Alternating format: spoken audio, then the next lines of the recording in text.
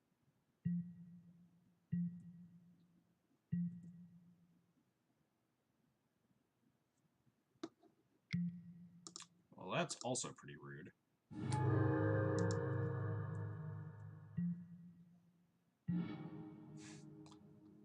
These draws are so good.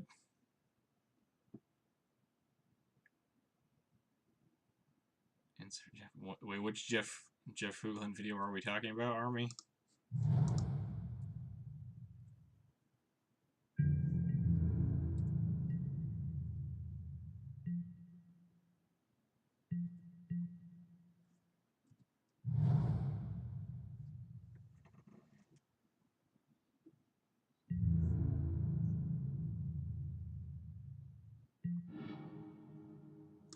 Alright, we're gonna concede to the next game.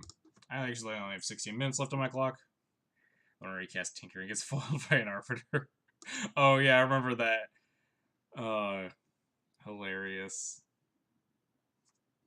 I do actually remember that.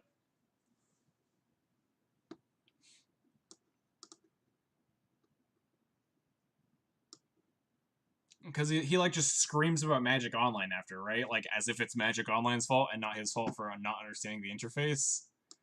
If I recall, he goes like, "Ah, Magic Online." Wait, is that the different time? Is that the time he names like Shaman on his Cavernous Souls and can't cast Deathrite Shaman? He probably screams about Magic Online a lot, to be fair.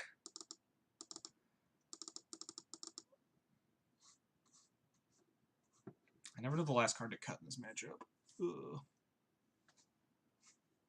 It's probably the Comball because I just hate it. But Comball's just, I guess, is it a Shalai? Shalai helps against Settle and like that Blessed Alliance and stuff that we saw, but the fact that the majority of their sweepers are boardway makes me think Shalai is kind of a 4-mana 3/4.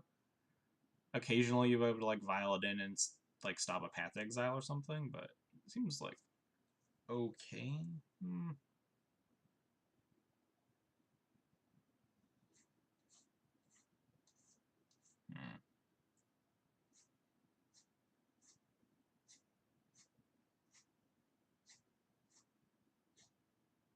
You bring in Zealous if you have a slot for it. I mean, like, accelerates the clock a little bit, sweeps away, like, snaps and Vendilion clicks. I don't hate it, but I'm already, like, struggling with the slot for this Comball.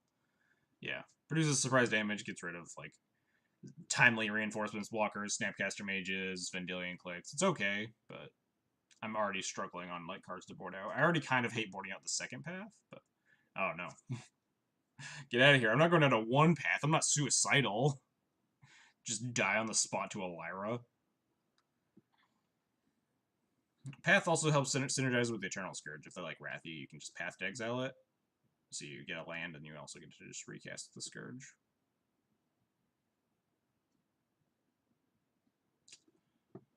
God, I really, like, kind of hate Comball in this matchup. I feel like it doesn't do enough, but it's better against, like, the... Yeah, I'm thinking Shalai might actually be a cut here, for the reason I was talking about earlier. Are you allowed to post link? I think so. I remember that one time that guy tried posting links and he got murdered by that Nightbot or whatever I had, but I got rid of Nightbot. Because like, I got just bodied by it. Nightbot was incredibly aggressive. I actually need to play fast. Alright, this hand's great. This hand's actually just gas. We're going to lead with Eldrazi Temple. Just in case we find a second Eldrazi Temple. But we're probably just going to play turn 2 Thalion.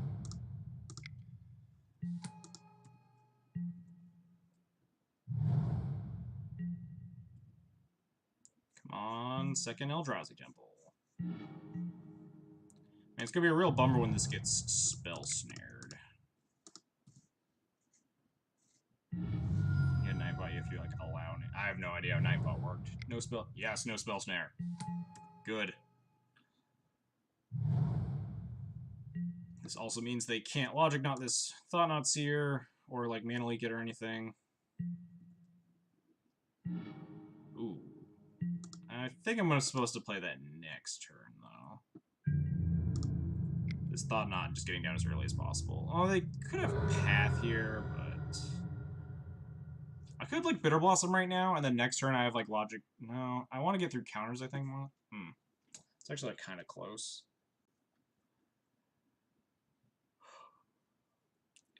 I can't spend too much time thinking about this though.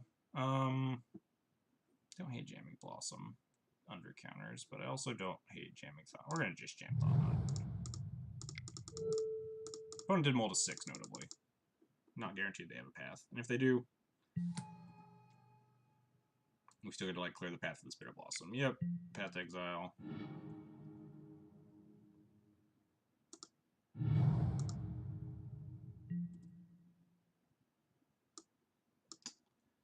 Timely, Stony, Detention Sphere, Glimmer. Alright, don't care about this Vial, so I think I'm just taking this D-Sphere so they can't answer my Bitter Blossom.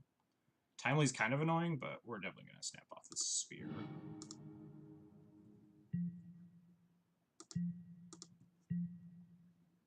Yeah, like, alternatively, I could have, like, just played the Bitter Blossom that turn, though, and then the coast would have been clear to jam Thought Knot, and if they did have the path there, then I Flicker Wisp it and, like, body them completely.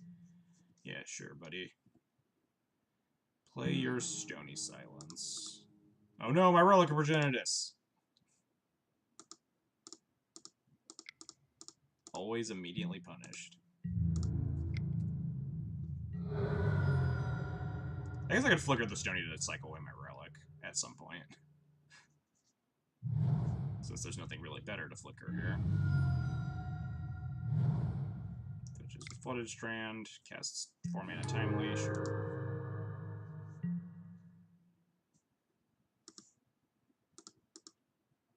I have to place these on the stack first.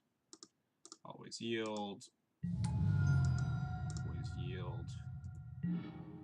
Ooh, Combal's a nice draw.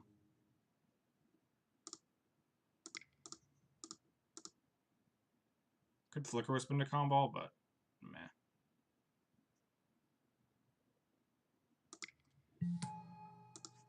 Now, I'm not saying that bringing Stony versus D&T deck is strictly a mistake in Modern, but yeah, I am personally very, very against bringing in Stony against D&T in Modern. I think it's incredibly wrong, but a lot of blue-white players disagree with me, apparently. I've seen Stony's constantly boarded in against me from blue-white.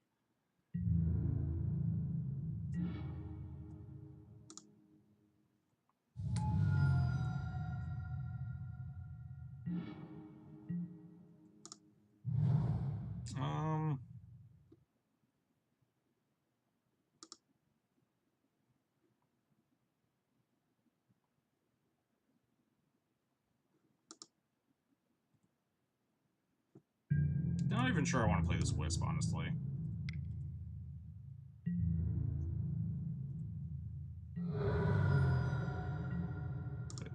Play this Relic. Get him. Might end up flickering this Stony so I can cycle it, and then maybe like Violent a 3-drop as well, but opponent's like representing Cryptic here, so I don't necessarily want to cast anything. Anything relevant, at least. I think a Cryptic bounce the Bitter Blossom. Oh, Glimmer. Genius deal. Like, it's Tilted Stony is actually pretty... Yeah, I mean, like, Stony, because it also beats the Stoneforge Mystics, which is, like, your biggest threat package. So, like, Null Rod's good against D&T and Legacy.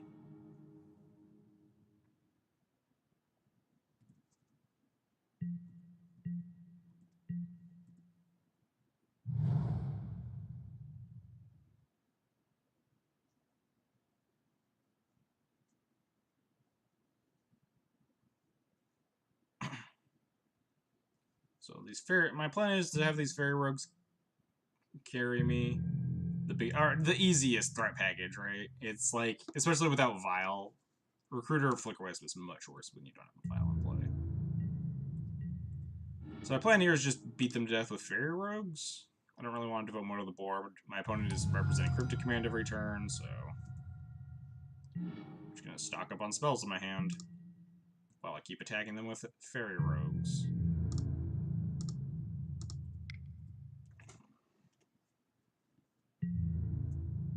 Why does the chat box keep doing that? Notably, I could try to take this Vial up to 4 and like flicker the Stony, crack the Relic, and Violent a Thought-Knot Seer or something. Not unreasonable. Pathing Comball, sure.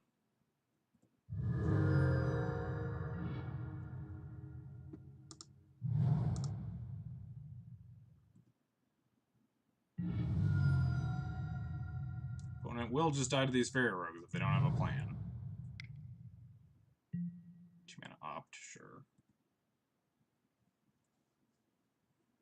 They slam like a Teferi or a Jace. We might be able to sneak in a card. Maybe I'm supposed to play Flicker Wisp as like counter bait, and then tick up the Vial to 4 also. And then counter the Wisp, we can still Thought Knot them.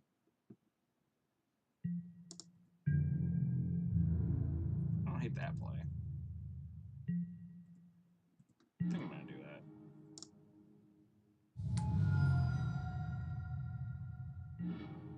that. Ooh, Scholar. Never mind. Play immediately invalidated.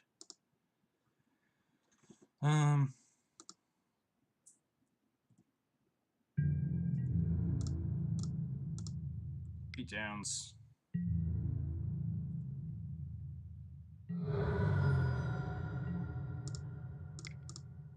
Scholar you. Could even path it with the trigger on the stack.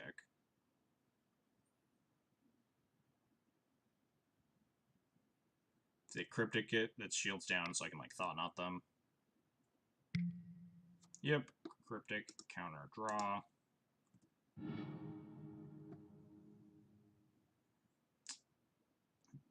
Don't think I want to just like put all my eggs in the basket, so I think we're just gonna go with Thought Knot.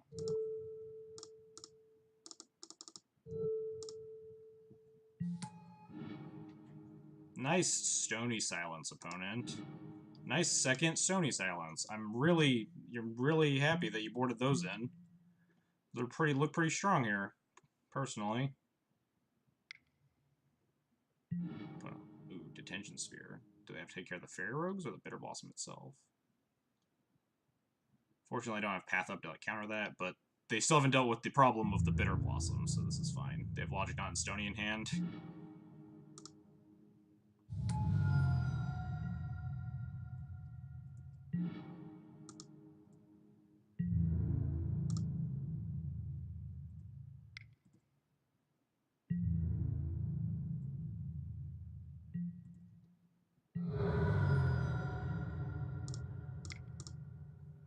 Logic Knot this.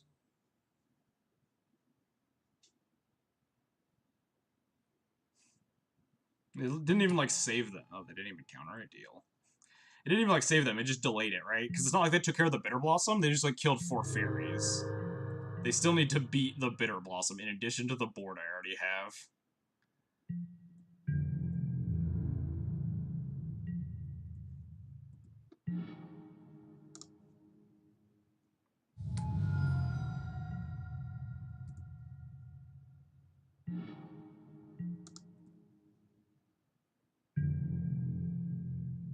Cryptic tap my team.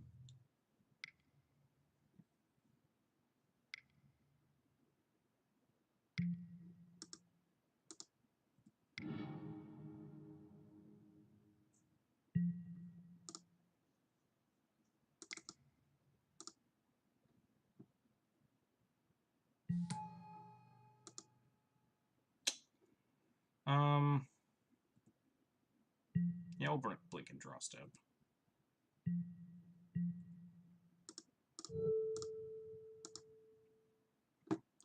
Mouse, please. I don't have time for your not working shenanigans. There we go.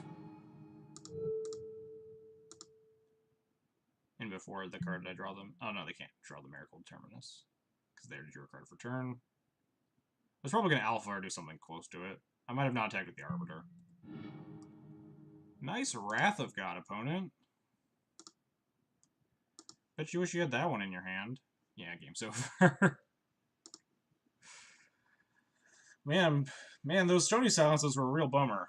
Man, they really got me good with having 2 Stony Silences in their deck instead of relevant spells. I vehemently hate bringing in Stony against this deck.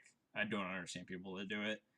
Seems like lunacy. Like, Vial's a hard card to beat, yes, but, like, it's not that hard. I don't think you board in 2 to 3 cards in your sideboard to answer one of the 4 cards in my deck. Yeah, opponent almost, like, survived. So the issue is that, like, so yeah, they would have drawn a Wrath of God had I not, like, played the Displacer and stuff, right? They would have drawn a Wrath of God, and then what? Blow up all the tokens, blow up the Thalia, blow up the Thought Knot, and whatever. I still have this Bitter Blossom, and I'm going to untap and, like, play out my hand, play Wisp, flicker their Stony, cycle the Relic, exile their graveyard, and turn off Snapcaster Mages and stuff. Like, I'm still in a very good position, even if they actually manage to land that Wrath of God. So that was just Bitter Blossom demolishing my opponent's life.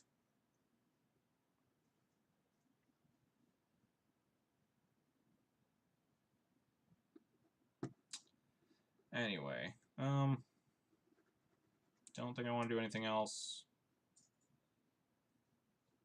Felt pretty fine. Again, didn't really miss the Shalai a lot. They had like 2 paths or something, but Shalai is almost the biggest path target in the deck, so it's only good when if you have like a Violent 4 to blow out a Path to Exile late in the game. Since my opponent's deck is primarily Wraths, I think Shalai is kind of like a bad Restoration Angel in this matchup. Sometimes I wonder if MTGO just so happens to put you up against the same decks back to back to back intentionally, says my opponent. Ooh, this is tempting. Am I gonna keep this hand? Or gonna... How greedy am I? Pretty greedy. They just like counter this though? No, I can't keep this hand. This hand's much better, I think. I don't think I want 3 Thalias. Even if Thalia is usually gonna die in this matchup.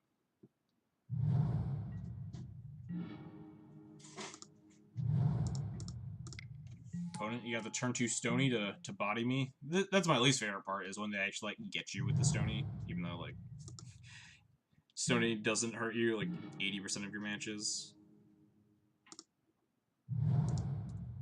Wow. Opponent kept a loose-looking hand. Should have played Ghost Quarter. Ooh. The opponent seems very dead now. We're going to cast a Thalia because they probably have a path. Actually, no, we're just going to Violent the Thalia end of their turn. Or on their upkeep.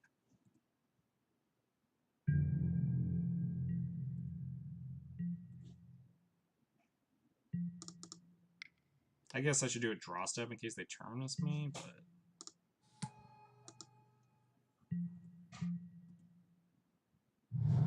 Okay. I was hoping they would try to Field Ruin to fix their mana, and then I could just Ghost Quarter their target, but it doesn't look like they're going to do that. Because they have their blue now. Could draw a Leonin Arbor, that would be excellent. I think I want to Stone Rain them. I think I'm just going to Ghost Quarter this Eldrazi Temple. It'd be nicer to Flicker Wisp it, but my opponent did not play around Arbiter, but they are playing around Flicker Wisp here. I don't really need the colorless mana that badly. You can also just animate Shambling then. Oh no, I needed to float the mana if I was going to. Oops. Should have probably floated the colorless and animated Shambling Event just to hit them for an extra 2 here. And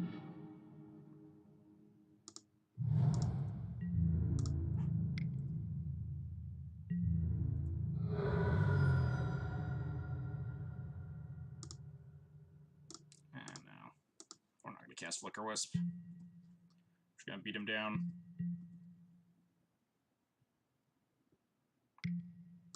Opt, sure.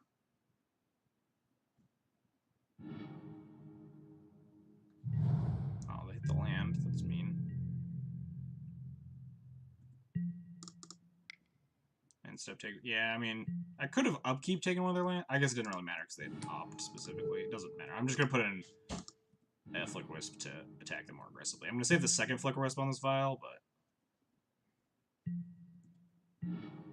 Ooh, it's a good draw.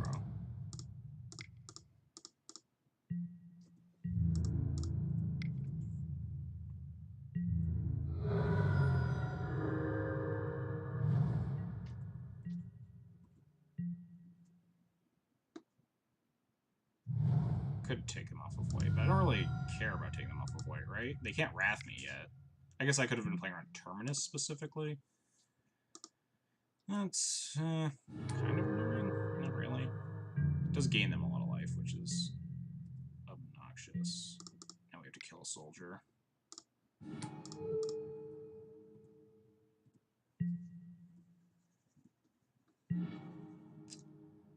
Displacer. Do I want to save that, or do I want to just attack with everybody? I feel like there's a Wrath coming, so I could just like Flicker a land now with Displacer plus Flicker Wisp. I think I like that plan more.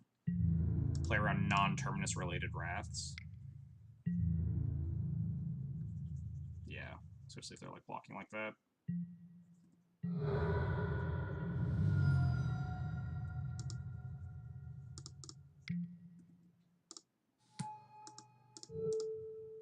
This is gonna get really got by like a random terminus off the top, but other than that, we should be fine.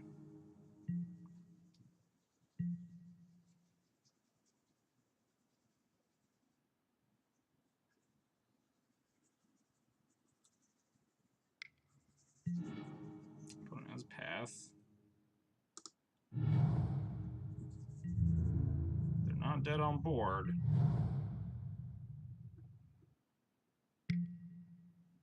I think they're dead though, because they have to like Wrath and then they died to like Eternal Scourge plus Shambling Vent.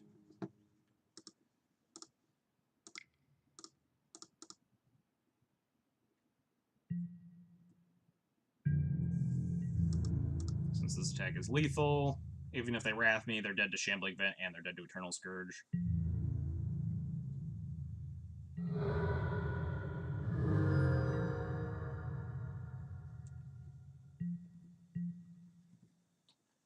One second.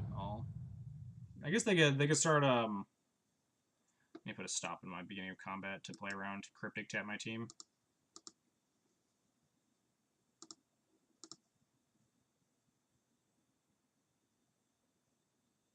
Cryptic Tap my team, bounce Shambling Vent would do it. We're not going to Violin the Scourge, so we already have like super lethal on board. But again, all the Cryptic would do would be delay the inevitable, because they are still at 1 life and they still are just facing down a bunch of lethal threats. I just replay the event, still have the Vial on 3. And they can't like Field of Ruin the Shambling Vent and still Cryptic command me.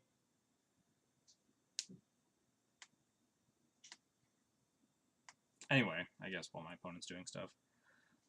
Girlfriend has been playing Minecraft for like since 12 p.m. Doesn't sound that bad. That sounds fun. I've been playing Stardew Valley with my girlfriend recently, which has been really fun since they released the multiplayer. Anyway, we got that one. Opponent disconnected. But we also won, so I don't know. So mirror turn of the game. Sweet. So that game, not really sure what hand my opponent kept, but it was Landlight, and those Landlight hands are the ones that Doesn't Taxes punishes the hardest. So that's how that one worked out. Game 2 is just Bitter Blossom destroying my opponent's hopes and dreams.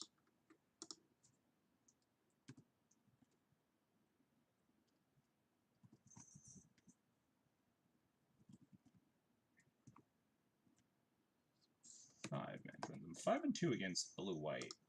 Making me feel a little bit better about that matchup, because it's felt a little bit rough.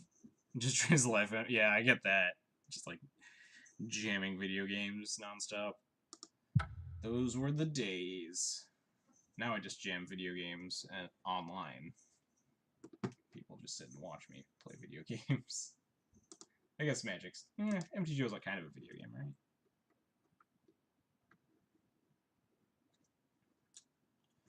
Anyway, I guess, I talked about... Someone way back up in the chat asked about giving recaps of the PBTQ between rounds. So, I wanted to tell the really funny, at least one of the really funny stories of the PBTQ yesterday, which was my Adnaz matchup, which was my winning into top 8. Because there were, like, horrible breakers that ended up, so, like, everyone had to play it out, even like, the XO1s. One of them drew, but the other, like, didn't feel comfortable enough, and they played it out. So I had to play my last round against Adnaz, which is normally a very, very good matchup, but I was getting very bad luck that day. I mulled a 5 game 1 and died. I guess wasn't getting that bad luck, but mulled a 5 game 1 and died. But games 2 and 3 were absolutely hysterical against Ad Nauseam. This hand is like my hand earlier, but I think it's better with this Vial. Vial synergizes better with like Wisp Displacer and stuff. And Mulligan to 6. We'll keep. Anyway, so game 2, I keep a 1-lander with Eldrazi Temple, Vial, Thalia, Flicker Wisp, no, Thalia, Flicker Wisp, Wasteland Strangler, and Thought-Knot Seer. But I never actually but I never actually get there on the second land. Literally for the rest of the game, I never hit this second land, and my opponent just like mops the floor with me, whatever. Like takes his time, sets up like 3 Lotus Blooms or whatever. I eat one of them with a Strangler, but it doesn't matter. He has infinite mana or whatever. I do have a Thalia in play, but he goes off. He goes off through the Thalia, and he taps out for the Ad Nauseam. So he has 4 Simian Spirit Guides in the deck, so he can Simian Spirit Guide 4 times for a Lightning Storm. I have a Vial on 4, and that's it. And he flips his deck over. I was like, can I take a look at that? And I thumb through his whole deck. Let's see all the sideboard stuff. And he's like, all right, Lightning Storm you, discard 10 lands. I'm like, activate Vial, put in Shalai, Voice of Plenty. I have Hexproof. My opponent was very, very sad. The chance I was supposed to, like, path turn 1 instead of turn 2 Strangler, but that seems loose. I'm gonna just path this turn. So, won the game basically doing absolutely nothing other than having a Shalai and a Vial on 4, and just, like, my opponent not playing around it at all. Alright, yeah, we're just gonna end up pathing this Champion of the Parish, and then strangling something next turn.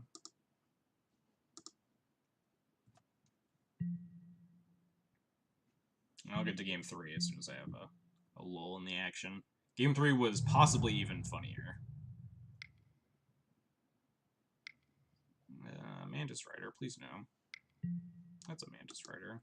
Guess I can strangle that guy.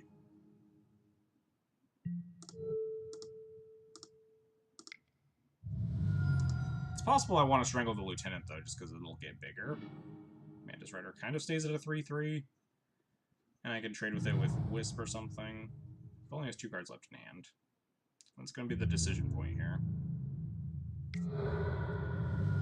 Do I own the cards around? I own all my cards. I did borrow a Settle the Wreckage because I couldn't find one, but that's neither here nor there. Actually, we're going to do neither. We're going to Thought-Knot Seer my opponent. I want to make sure they don't have any more gas in their hand.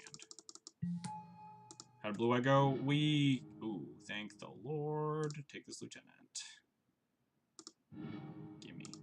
We crushed their soul game 2 with Bitter Blossom. They just, like, never had an answer for.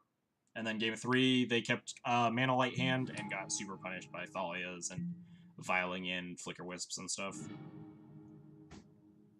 So they see their inevitable demise where I Flicker Wisp their Mantis Rider strangled, or Flicker Wisp their Thalias and strangled this Mantis Rider and just crush their souls, but...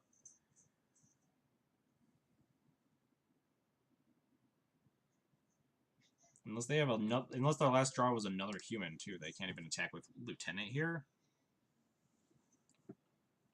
They have Meddling Mage. I just Flicker with the Meddling Mage and strangle the strangle the Mantis Rider or something.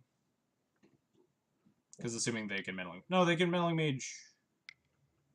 Yeah, they can. Yeah, they can Mage the Strangler because I can't cast the Wisp. I have to Vial in the Wisp.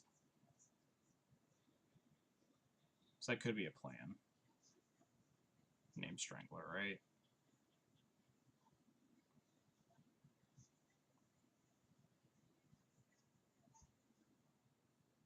But then I can Wisp the Meddling Mage and then strangle the Mantis Rider.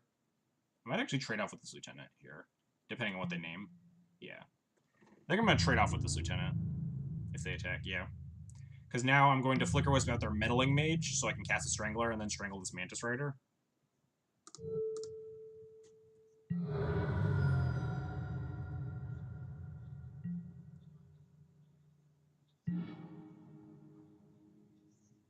Do I want to take 1 damage, or do I want to play this or do I want to get this Shambling Battle Line faster? I think I just want to take less damage.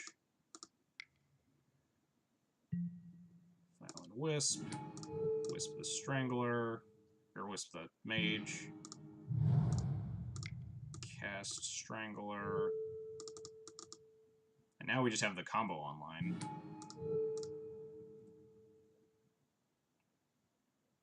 Using this Meddling Mage. I can just cast this Displacer too. Go to 7. That's probably fine.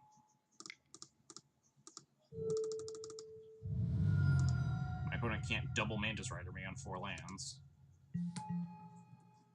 And we'll untap with double Displace so I can, like, Displace Flicker Wisp, Displace Strangler to crush my opponent's soul.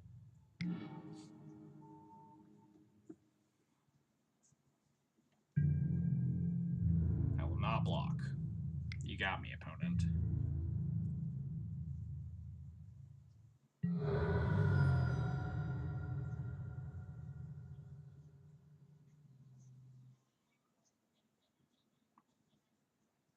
You have a spell to cast?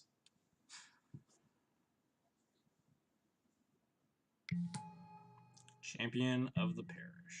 Deal.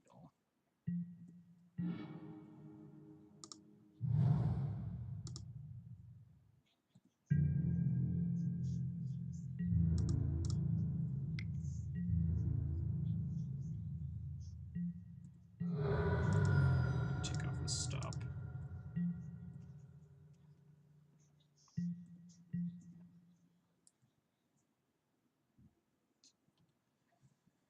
What you got, opponent?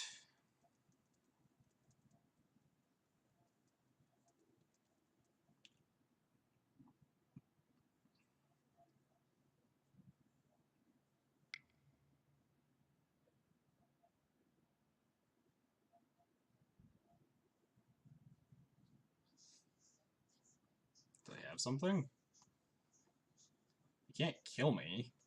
I'm at 6. Even if they were to champion into that one guy that deals 3 damage, or deals damage equivalent to humans you control, which they don't really play anymore because of Militia Bugler, then we still live? We just kill, like, kill the Kite Sail and the champion that are in play, and then we take 2. And then we untap and kill those other things. And then actually, no, yeah, we untap. We do have lethal on the board. But if they have blockers, we don't. Phantasmal Image. That's interesting. What would they image, though? Flicker Wisp? It doesn't do anything. I think I'm gonna let this resolve. We have 6-mana Vindicate plus Last Gasp. Yeah, it's super gas. It's amazing. So they target Flicker Wisp, nothing happens. They target Strangler, I don't have any cards in exile. And also, like, yeah, I don't have any cards in exile. They target Displacer, nothing happens. So, sure, resolves. Flicker Wisp, what are you going to target?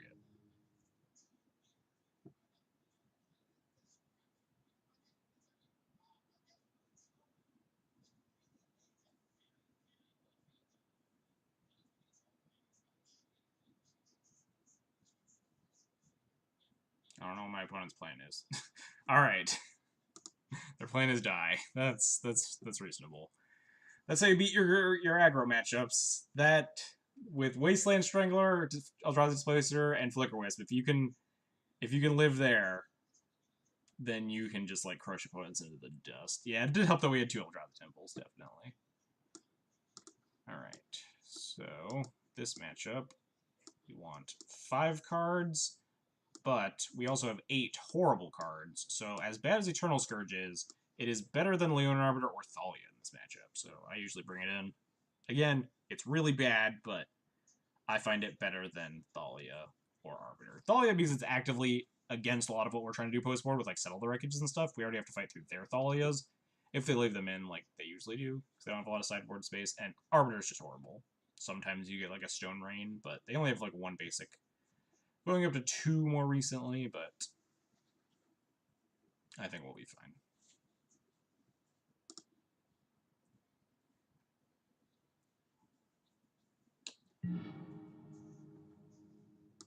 This sideboard plan is sketch. It's like, it's not good. I'm not like, all right, these Scourges are gonna be fine. It's more of, I have worse cards in my deck, so I might as well bring them in. We have the 5 actual good cards this matchup. Sand's almost there. We just need land. Like a land vial with, like, the combo. On the draw, on a 6, with push and path, I'm gonna keep this hand.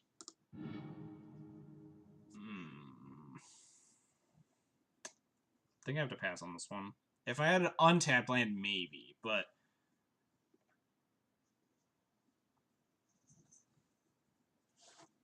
trade it up on mana across the board. I mean, yes and no. We had, like, 2 push plus Zealous, right? And Thalia and Arbiter are like not plays that are actively going to like reasonably affect the game. It's possible that I'm supposed to keep in like Arbiter as a 2-mana chump blocker rather than Scourge as like a 3-mana bigger chump blocker, but those aren't the cards that are like super important. I do think, yeah, bottom of the vial. With an untapped land, I think I would have topped the vial, but it's a little bit too greedy to keep that vial. We just want to be able to cast our spells on time. Champ into something. Freebooter? Sure. We got 2 removal spells, but they'll take our Fatal Push, so we have to path them at least. Oh yeah, Thalia would have been a huge bumper there. Hopefully that's the first card they cut, because it's the first card you should cut in this matchup. Realistically, I just want to draw, like, Concealed Courtyard and Scholar them more than anything. Try to set up the Strangler or something.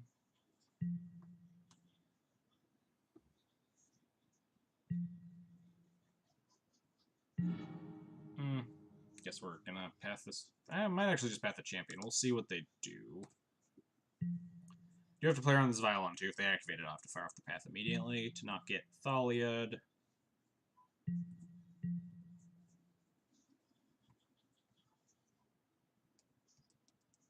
How was Shalai for you? Shalai has been amazing. I really like Shalai in a ton of matchups. We're gonna kill the champion of the parish.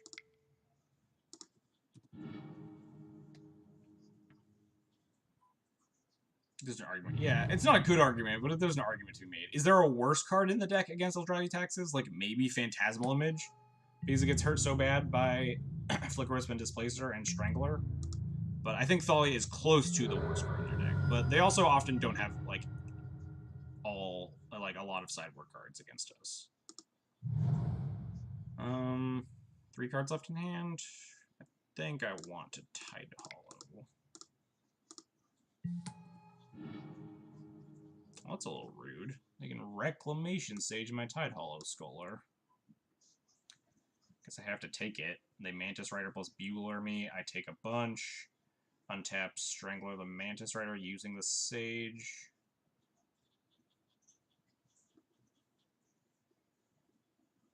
Yeah, probably not winning this game, but if we can hit another land, then we're somewhere.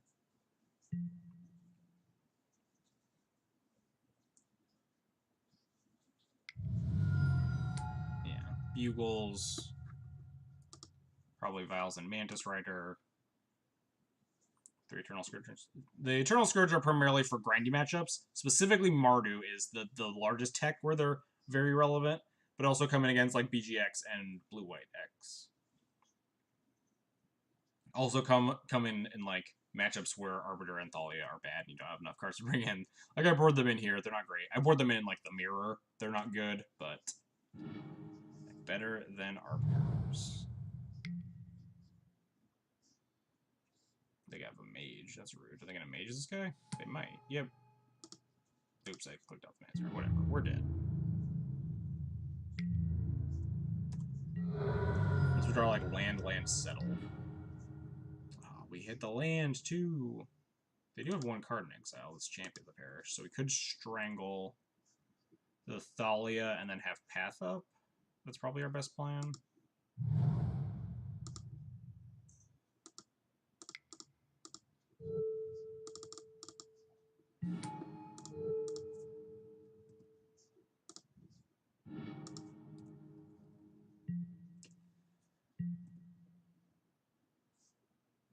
Do I have to path this Mantis Rider, though?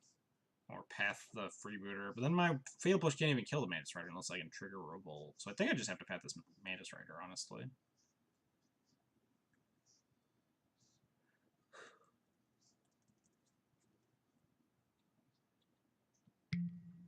Yep. If they have, like, Lieutenant, we're hosed. Good sequencing.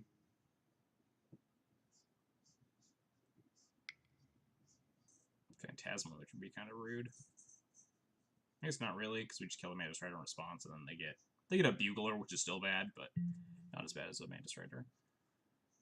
Block a 3/2, let it die, path the Looter, get Rider. I don't have enough mana to path the Looter and then get my Fatal Push back for the Mantis Rider. Assuming my Wasteland Strangler trades off here. Otherwise, that would be fair. So I have to use the 1 mana on the path to kill the Freebooter to get my Fatal Push back, and then I cannot Fatal Push the Mantis Rider.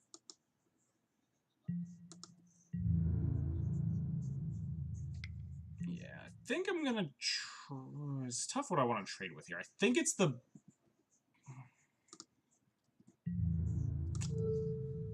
Which am I more scared of getting, like... I think it's the Bugler, honestly. I can beat, like, more Reflector Mages if they have, like, Phantasmal Image later. Path this Mantis Rider as well. I almost don't want to trade off the Strangler, just because it's so good when we draw Flicker Wisps or get this Displacer online, but we're taking, like, way too much.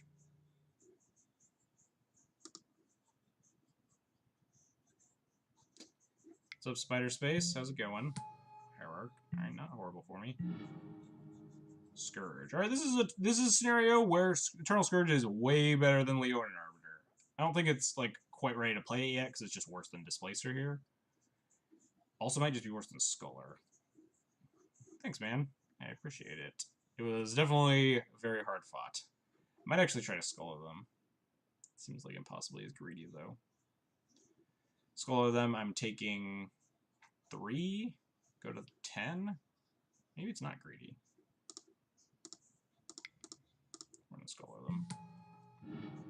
Oh yeah, they have this Rexage that just exists in their hand. They can Phantasmal Image, Reflector Mage this Sculler. If I remember they had a Rexage in their hand, I definitely would have like run out anything else, but then it would have just got Reflector Mage anyway. Take the Rexage.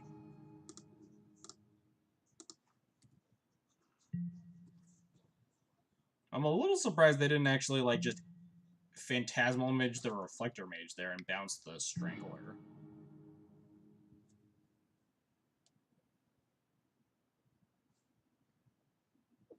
They not value the damage that much. I guess it's really bad for them if I survive that long and get to recast Strangler. They just like lose more creatures, which could end up being really bad. Their hand is Image something.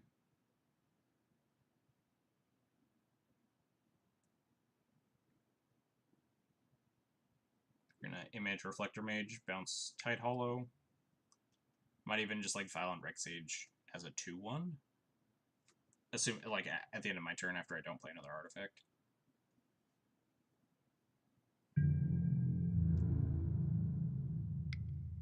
Yeah, attacks for 1 million.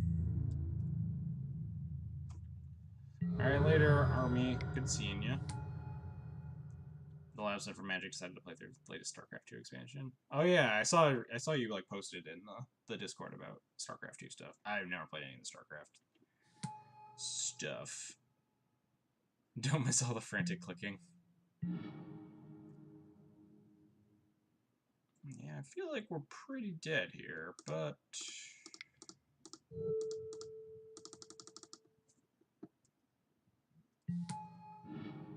Yeah, got him. Take that Aether Vial.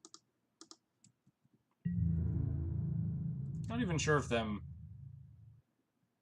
Tide Hollowing me was better than them just Reflector Maging me again. I just have this like dopey 2/2. Do I stack block here? I lose a Thought Knot, they lose Reflector Mage, they draw a card.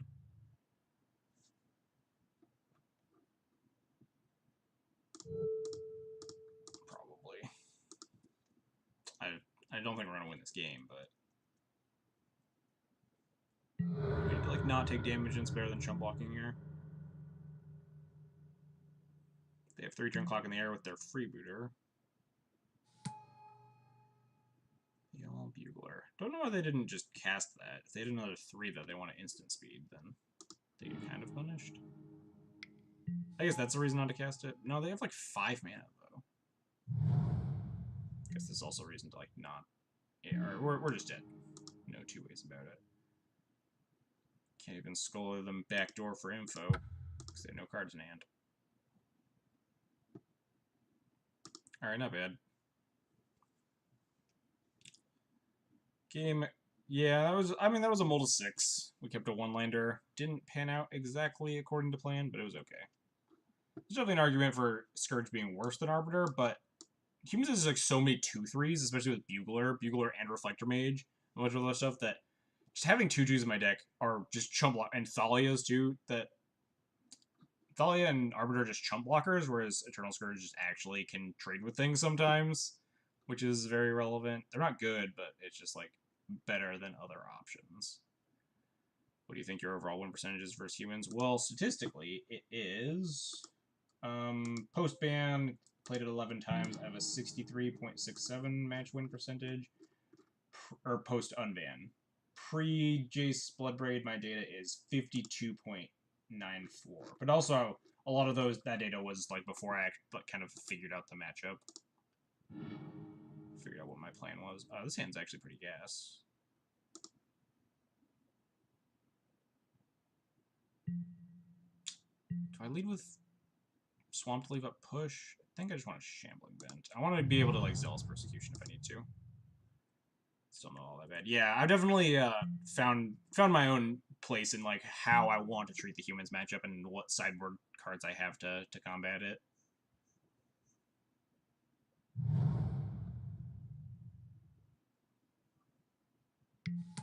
Alright, no champ. Ooh, Scholar. I think we're just gonna Scholar them.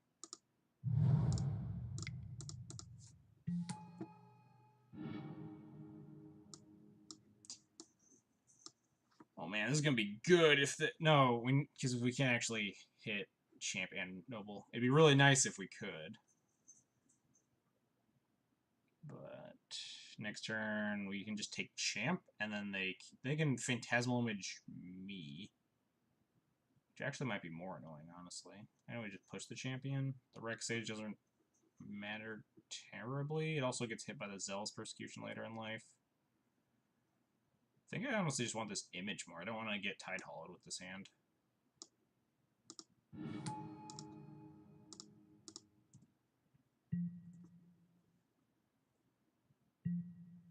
They can cast Champion, Violent, Noble, whatever. Plains. We will probably cast Eternal Scourge, leave up Fatal Push. Probably just Fatal Push the champion and attack for 2.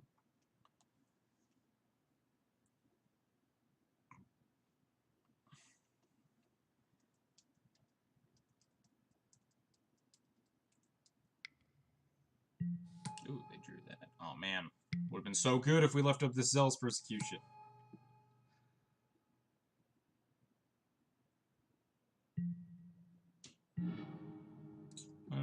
Change of plans yet again. We're just gonna like keep hand disrupting them.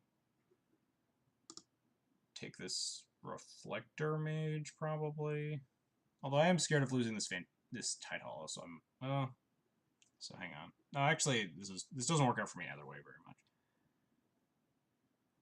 They can't cast Tide Hollow just. Oh yeah, that's true. I didn't think about that. They can't actually cast the image. I just figured they were gonna like Violent Champ or Noble. Probably Noble, and then like they could just Tide Hollow on me, but that's fair. It might have been more reasonable, like take the Champion of the Parish or something like that, right? I know this gets interesting because if they top deck a land, then it could get bad for me because they like Reflector Mage. I'd have to Thought Not the Reflector Mage, and then they top deck a land, and they can Rex Sage the Tide Hollow, Violent Thalia's Lieutenant, and that's horrible for me. They have like 2 4/4s. But if they don't top deck the land, then we get to untap and like have a bunch of tools. I think we need to take this Reflector Mage, honestly, and hope they miss on land for 1 turn. It has to be green producing land that like casts a Reclamation Sage, to be fair, so that's actually... I don't hate that plan.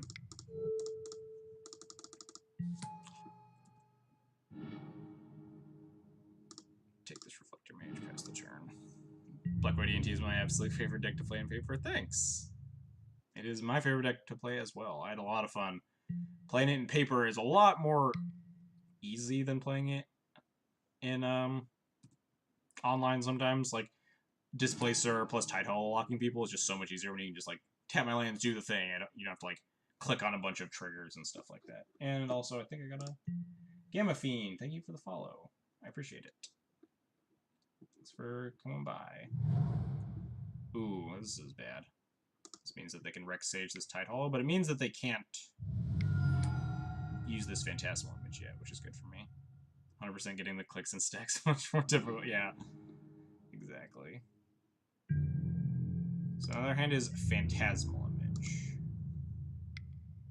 Do I trade here? Probably not. I could actually trade here. Zealous clears the path here. I could also Fatal Push this Lieutenant. And if they try to Phantasmal Image... Yeah, I'd probably have to, like, block Eternal Scourge, Fatal Push this Lieutenant, and then clean up these guys with Zealous. It's not bad, actually. I think I will block.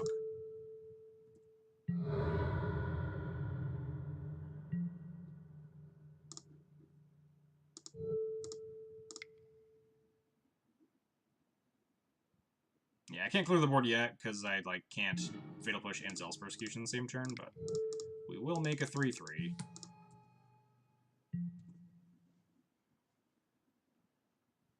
This is a position where it is worse than Athalia, because right now they can only attack with a 3-2, but them's the breaks.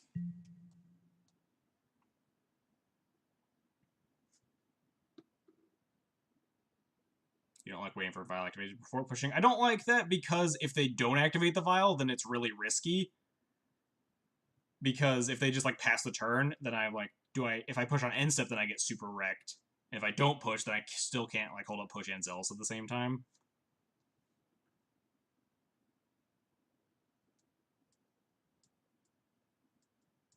Yeah, what are they going to image? My Eternal Scourge. Eventually we'll probably be able to cast the Swiss, probably pop the image. Or they'll image one of their X1s and we'll just get them with this Zealous Persecution real good.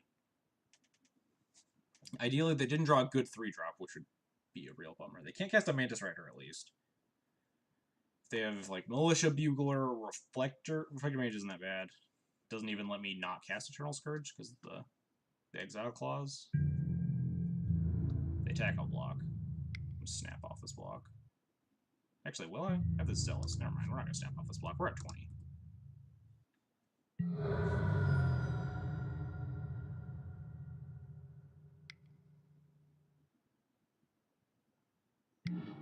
Nice. Cycle Canopy. I like to see it. Oh, they could actually cast Mantis Rider. They have this Hierarch. I'm dumb. No! Kitesail Freebooter, why? That's rude.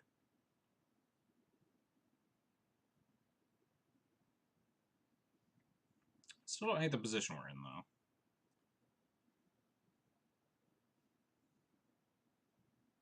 though. They could, like, image Freebooter me on the draw step, but that only punishes me if... Yeah, they're just gonna make a thing right now. Oh, they have a Meddling Mage? Naming Eternal Scourge, probably. 5 humans when I'm playing a Ghost Quarter? Yeah, that seems fair. Naming Flicker Wisp, alright. Did immediately draw the mana for the Flicker Wisp, but...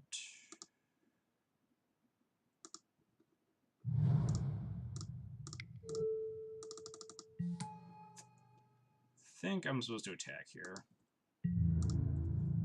Honestly, our clocks are pretty similar. I have Shambling Vet and 2 Eternal Scourges. My opponent has, like, 5 power on board right now. They do have a Phantasmal Image they can cast. The Vial on 3. What do they have? They're just going to attack for 3? Sure. No blocks. We can race. Also, if we ever get rid of this Freebooter, we just get to, like, demolish my opponent's board.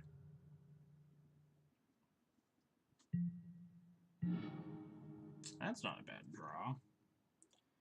What am I playing into if I just attack here? This Vial on 3 doesn't represent anything, right? Like, Mantis Rider trades. Reflector Mage doesn't trade, and also, like, just puts a guy in exile. Bugler doesn't trade. Thanks. Thanks for the congratulations. It was definitely pretty hard fought, this deck. Definitely sometimes struggles. I'll talk about it more as the day goes on. Maybe I just... Nah, we're gonna get them. Hopefully I don't get blown up or anything. Cool. Not getting blown out is nice.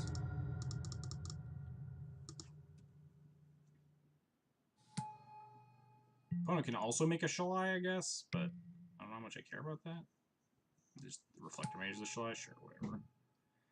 1, 2, 3, 4, 5, 6, 7. It's still not lethal because I have Shambling Bent. Although they do have, like... What's up, Marduk or Dows? How's it going? Good to see you. Oh, we are dead, like... No, we're not dead to Mantis Rider. We're dead to Thalia's Lieutenant, probably. I haven't done the math on that. 1, 2, 3, 4, 5, 6, 7, 8, 9, 10, 11, 12. We're not actually dead, but we're pretty much dead to this.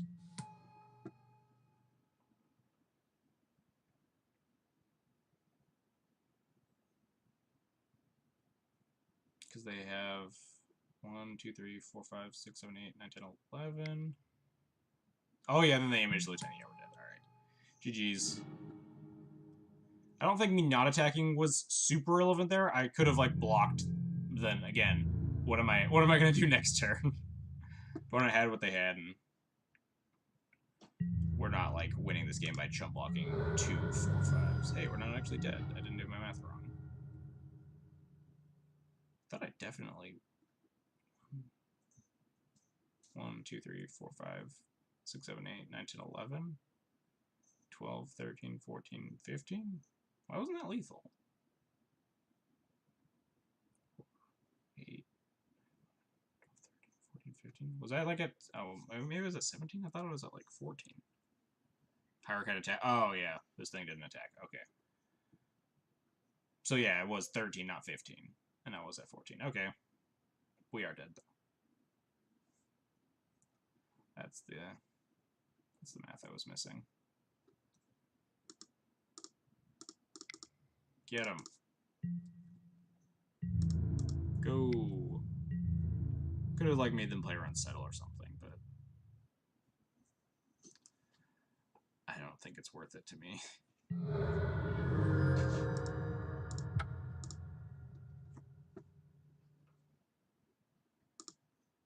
Alright, let's go again. I'm not sure where that one really took the nosedive. I guess it was, like, just, like, that turn that they just had there, where they, like, Bugler into Lieutenant, Phantasmal Lieutenant. None of my opponents play around Settle. I feel like all my opponents play around Settle. It's the worst.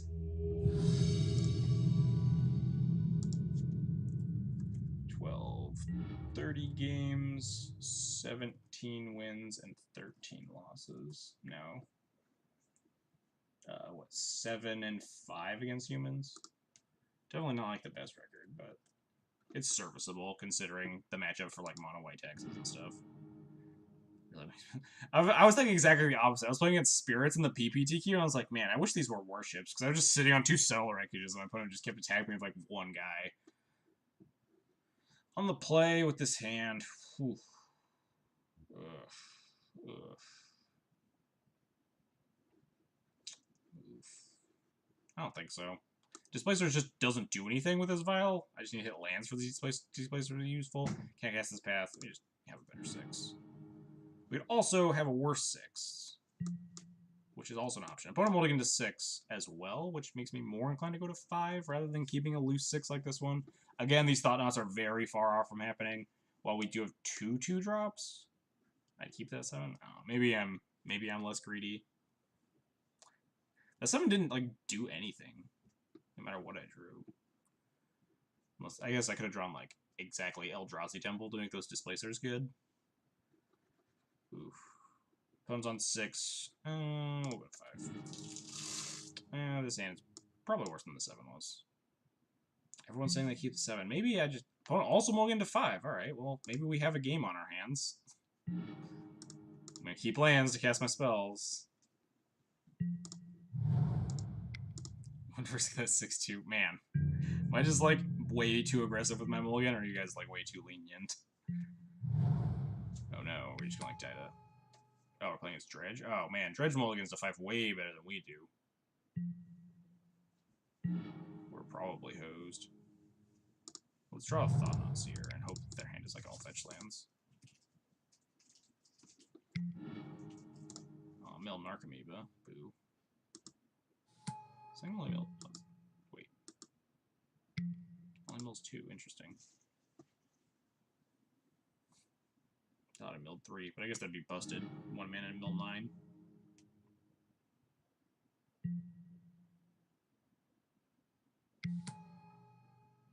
Opponent going off.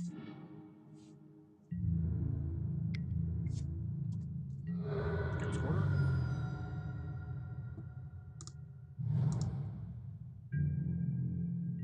Flickering these Shriek Horns doesn't seem like something that's high on my list of things I want to do.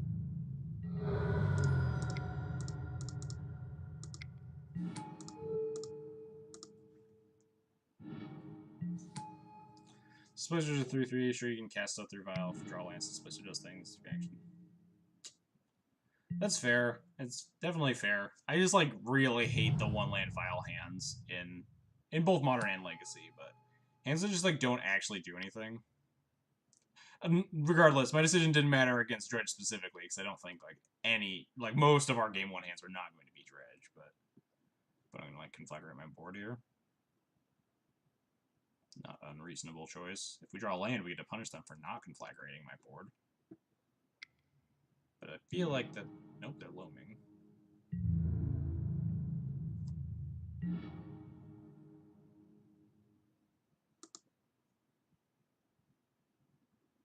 I think I value my Wisp more than...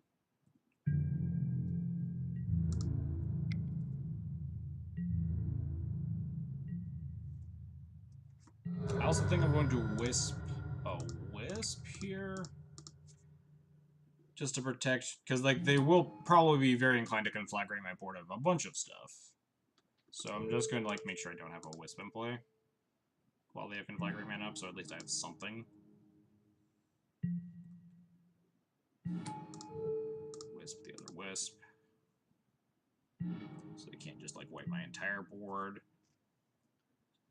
Our plan is to get really bad... Oh, nope, Sink Redemption. Cool. Prized Amalgam. At least they can't get it back yet. They could conflagrate their Bloodghast and play a land, which is probably reasonable. This attack makes me nervous. This attack makes me feel like I'm getting Wrath of Goded. Yep. Oh, no, Cathartic. Alright, that's also horrible. 3 Amalgams.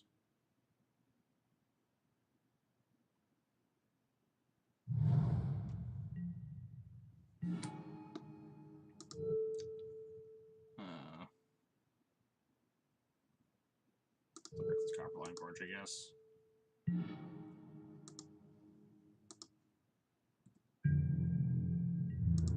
And Dark Blast, yeah. Which means after they conflagrate, they can, like, conflagrate my Shalai and then Dark Blast my other stuff. Ghost Quartering doesn't do anything, because they have, like, the Loam. So I think the Shalai is just way more relevant here.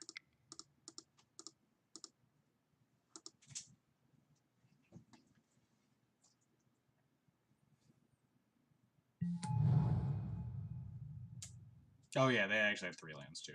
I forgot I flickered one out.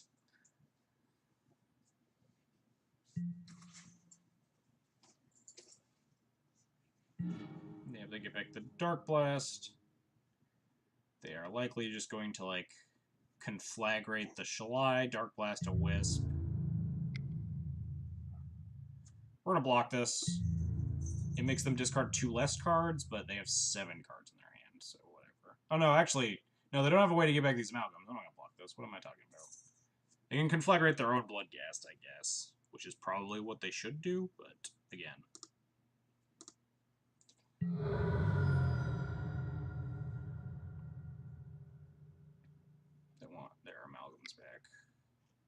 This is gonna be conflagrate X equals shall I? Oh, they didn't kill their own bloodcast.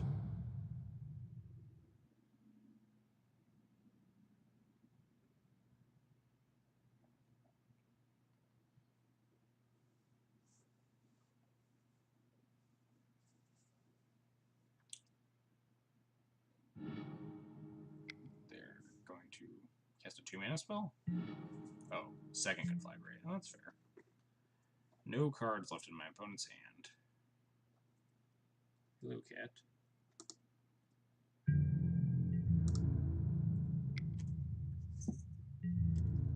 If I had like Ghost Quarter plus Thalia, we might actually be able to make some headway.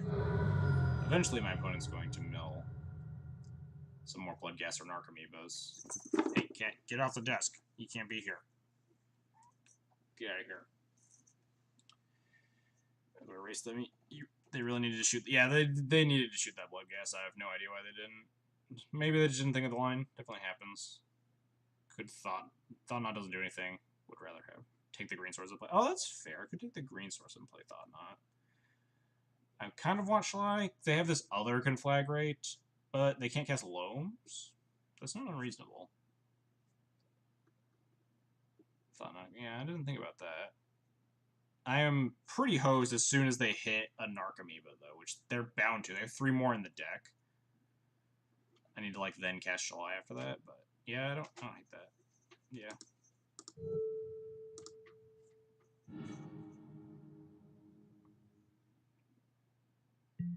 Just play a 4/4. I do have 6 on board, but again, they're probably going to hit some number of Narcomoebas, which means they get back a bevy of prized amalgams. Oh, no, I need to make sure I know what they dredge back here.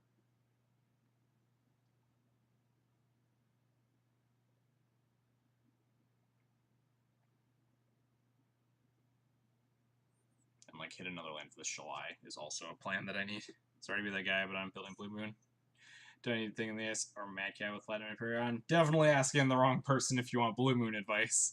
I'm not experienced a lot in the matchup, but I would. Yeah, I don't want to like push you one way or the other because I don't have a lot of experience. But I think against like if you depends on like what you're uncomfortable playing against, right? If you're uncomfortable against a bunch of combo decks or something, then maybe Platinum Imperion's better because it lets you live better. Than Thing in the Ice doesn't do a lot, but Thing in the Ice is also like pretty valid, immune to Bolt, but other people might be able to guide you a little bit better. Breach Emrakul is another option. Blue Moon has a lot of ways to go. They just take a natural draw and then not attack.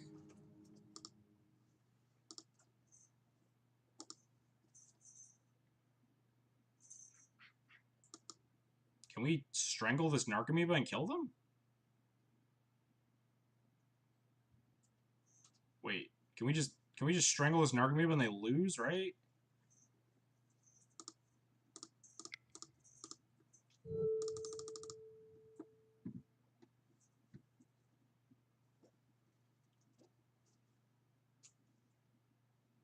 We did it! We beat Dredge Game 1! Victory! Take that, naysayers. I don't think we would have won that with our 7. Not saying that that makes it correct. I'm just stating a thing that I believe is true. To be fair, we also shouldn't have won that with our 5. Our opponent should have just killed their own Bloodghast and brought back 9 power worth of 3/3s, but whatever. Opponent took some pretty awful lot. Yeah, exactly. My mold of 5, my hand did not beat my opponent. My opponent beat themselves. Anyway, that's fair. Like, Thing is probably pretty gassy against humans. Oh, so is Madcap. Madcap Platinum Imperion. Hard against Reflector Mage, but I've never even heard of like Kill Fiend being the primary win con of Blue Moon. But can you explain why they should have shot their own Bloodghast? So they had 3 prized amalgams in their graveyard, Marduk. And prized amalgam comes back once they have a different creature leave their graveyard.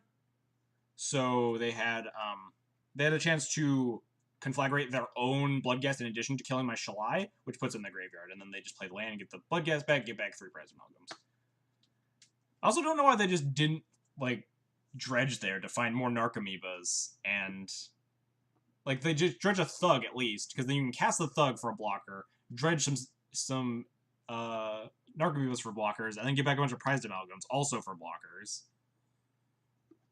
I don't know what their plan was. Anyway, I need to actually, like, sideboard here. Want these, probably this. Strangler's, like, pretty bad in this matchup. The only cards that ever hit exile are, like, things you don't want to come back, like your pathing Prized Amalgams and stuff. What else? Tide Hollow or Thought Knot. Or Flicker Wisp. Flicker Wisp is really bad against Narcomoeba. What? Yeah, exactly. That was my thought. I think it's probably just those are the cuts. Flicker Wisp, like it almost showed there, Flicker Wisp would have been really bad against my opponent's Narcomoeba, but opponent took some really weird lines to get to where they ended up.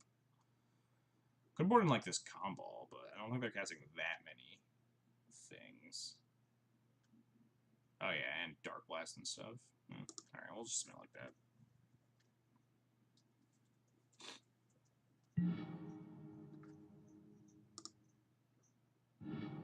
I'll put in a Bitter Blossom. That's not unreasonable as well. So I have Vial, I have Path. We have Settle if we can get there. We just need 2 more lands for it. Maybe this is a keep. On the draw, alternatively I could like mulligan to my hate cards, right? Mulligan to Rest in Peace or Relic. But maybe this hand is worth it on the draw. We have like tools to survive to this Settle, but the Settle's not always going to win. But considering how my opponent played game 1, there's a chance the Settle just crushes their souls. I don't think we have enough hate cards to like aggressively mulligan for them. Mulliganing, like mulling away decent hands, so we'll keep.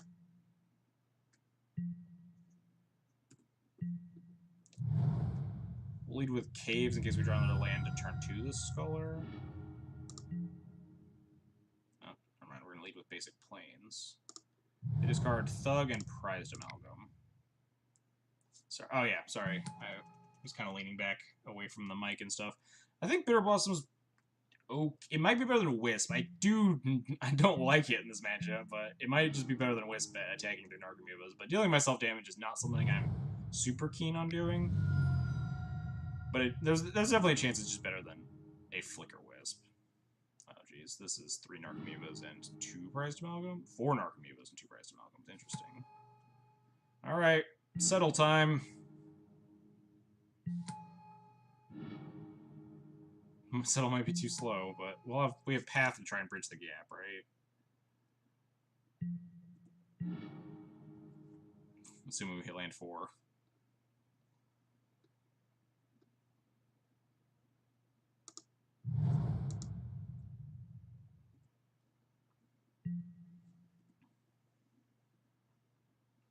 We're probably not gonna get there, considering they can also probably conflagrate me to finish. Oh, we have the Shalai, so maybe we can fight through a conflagrate or something. Yeah, 100% gonna pat that. We draw a Zell's Persecution maybe as well. Knock out 4 Narcomoebas. Oh, jeez. Opponent is going off. Get back Bloodghast, get back another Amalgam.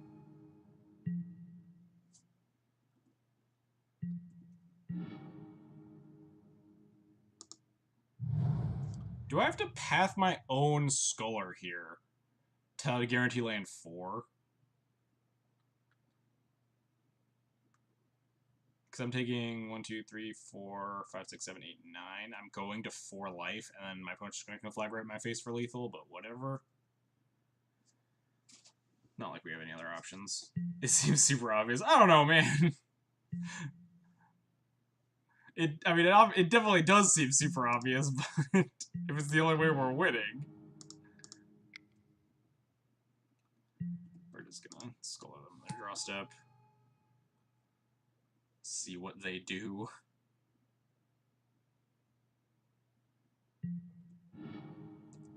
That's a hand. Oh man, I wish they had Nature's Claim to this. Take this life from the loam.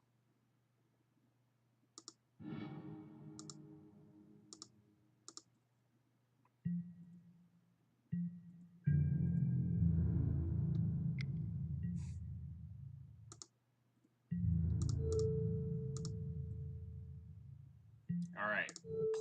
Plan A is path my own thing. It's not good. Am I gonna Ghost Quarter myself? No, we're gonna path ourselves for the 4th land. Go to 4, and then hopefully my opponent doesn't see the line of, like, Conflagrate my face next turn.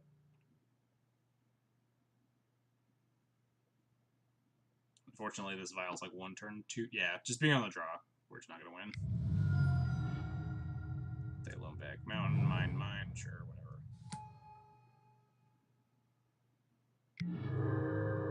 Claim the Vial. Now we're at 8. I'll get to that in a second. Notification. They can still, if they dredge back loam, they can just, yeah, they can still kill me. They just like loam into Conflagrate, I think.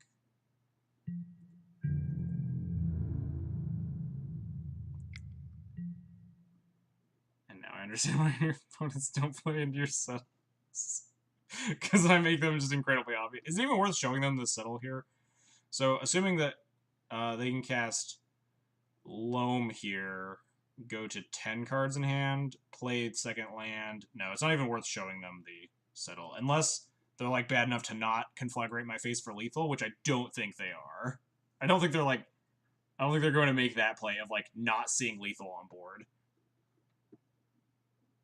But then like I'm revealing the settle record. Remember, do I respect my opponent that little? That like my plan is settle them and hope they don't see the lethal that they dredged back the life from loam for a reason, right? Oh, it's actually the only dredger in their yard. They milled the Stinkweed Imp. Yeah, fuck it, who cares?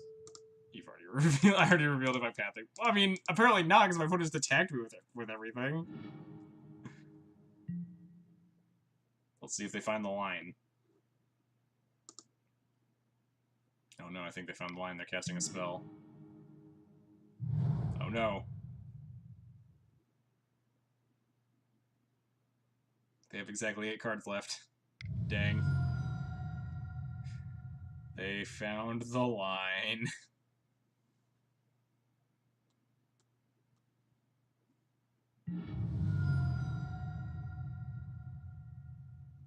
Alright, let's go game 3. And we're just gonna run it back.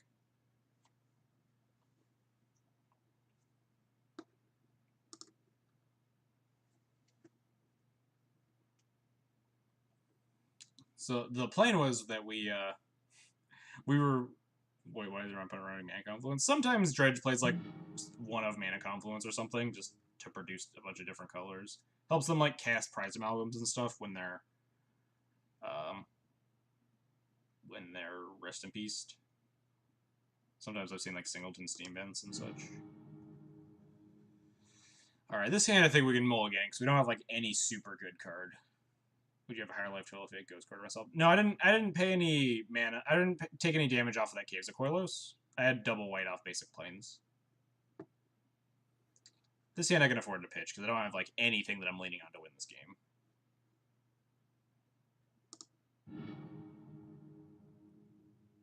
I also kind of want to pitch this hand. My opponent kept to 7, so are we just like dead? Do I need to mulligan into hate? Is that the plan? Probably. I don't think turn 2 Displacer, turn 3 Thought Knot does it against Dredge.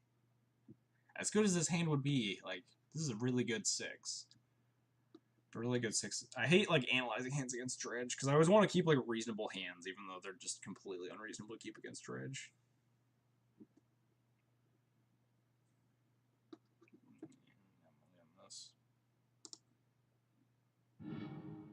Am I going to keep the no-lander Rest in Peace on 5? Jeez. Probably not, because that's, like, turn 3 rest in peace. This was like a 1-lander. Come on, deck.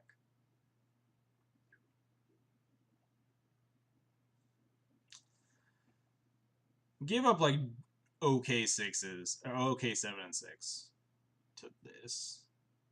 Watch that game again. Congrats on the finish, by the way. Thanks. Yeah, I don't think I ever tapped the Caleb's of Coilless for damage. There was a turn where I could have like pathed my opponent's instead of pathing my own Tidehall, I could have like pathed their other prized amalgam or something to save more damage. Use a hand like last time you needed them. yeah, we're not going. We're gonna go down lower, but what was I saying? I totally lost track of my own train of thought, but whatever. We're just gonna keep going. Alright, snap off this 4. Go to 3. Snap off this 4. We can play Thalia on turn 2, right?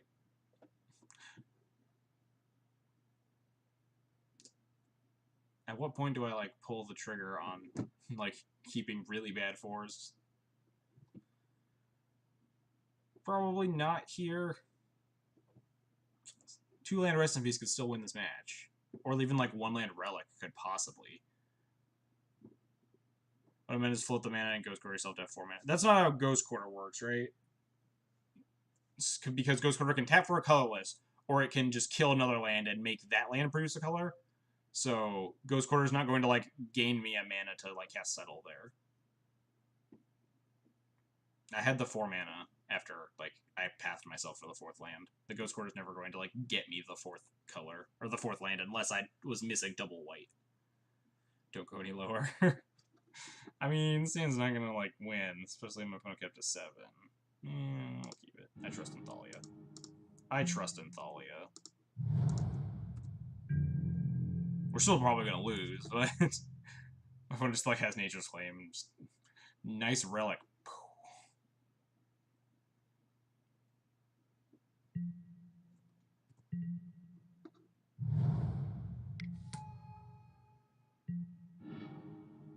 Ooh, I get to kill a Bloodghast, so that's cool.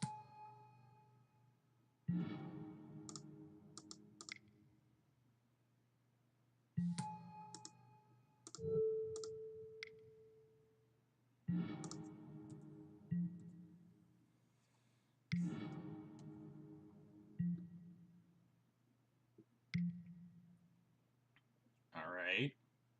We're alive so far. Since they discard these treasures, we're just host, though. Their hand is just really bad. Discard nothing good. And also be on 1 land, so I can, like, draw land, Thalia them. These are all things that need to happen. Miss the 2nd land drop, discard nothing useful. Probably very hard to do. Trying to thinking about the amount of cards in their hand that would have to be like not a dredger and also not a land is probably a very small percentage of their deck. But hey, I think this had the best outs of like beating this hand out of any of my other. Alright, they discard Stinkweed Dakmor. If they're discarding Dakmor, I assume they have no land to play here.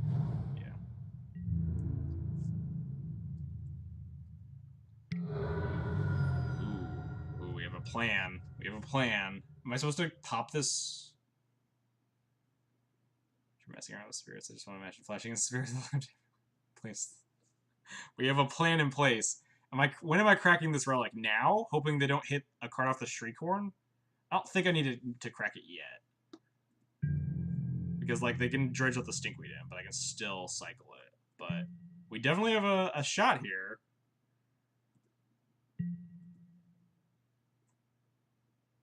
If they have, like, Narcomoeba triggers here, I'll probably crack it. Yeah, we're killing all those prized amalgams.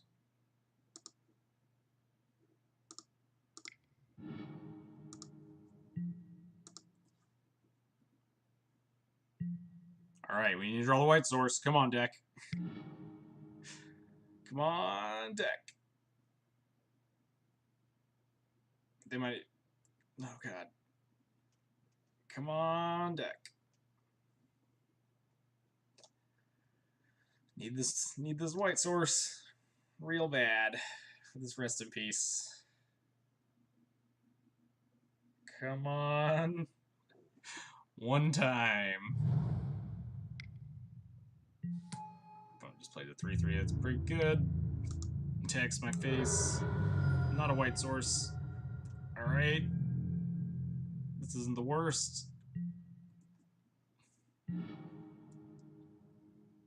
Mills, nothing particularly useful. Casts a flashback looting, though. Come on, white source.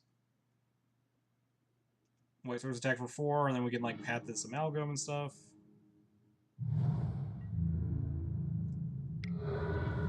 No. We tried so hard. Well, this is about the best we could ask for.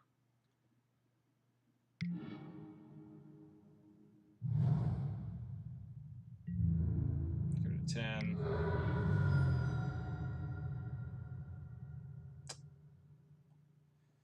Cast Rest in Peace. Go to 6.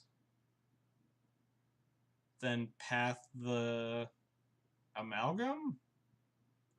I mean, it's a plan. It's not a good plan by any means at all.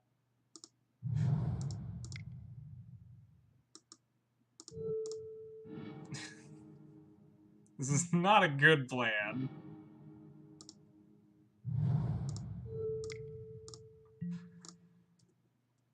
Good thing he has an amazing check review spams him. Hey man, Black, I'm not gonna say I was the only person at that tournament playing Wasteland Strangler, but I was definitely the only person there that was playing Wasteland Stranglers. They're probably just gonna like beat me down with idiots now. But we get double path. We take less damage here. Kill me with like a hard cast conflagrate, but we're gonna try. Oh, well, that's a little sad. At least I gain 4 life, but it also puts them back in this game.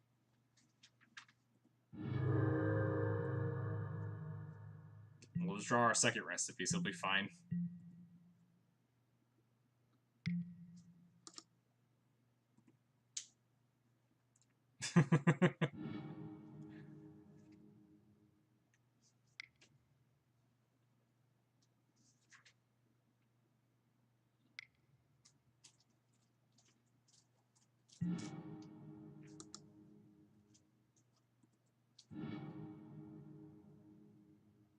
Opponent cycling a bunch of cards over there, not dredging.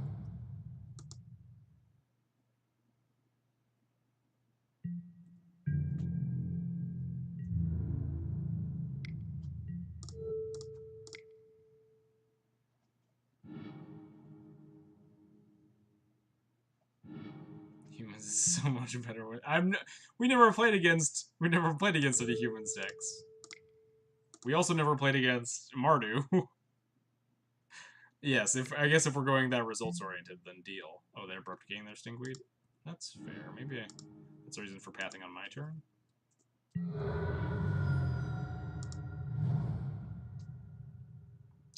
Well, Arbiter, I don't really want them to Ghost Quarter me, so I guess we'll play Athalia. Unfortunately, they just, like, get a 1/2 with flying and we're probably dead. 1/2 flying death touch, unkillable.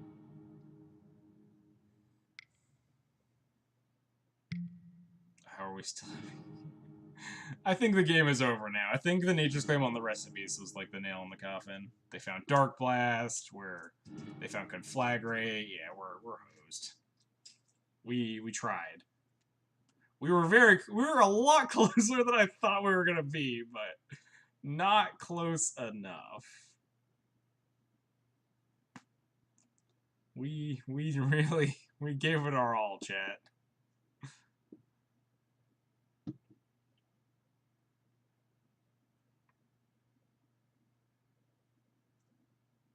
This opponent doing like Conflagrate math? Oh no, they only have 3 cards in hand. They do have a Loam, so they can just Conflagrate me next turn.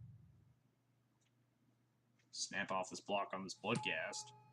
Rip on the top, but that might actually do it. I think they still beat us with just Stinkweed Imp, though. Plus an Archamoeba. Have to be, like, rip into the 1 Flicker Wisp we still have in the deck.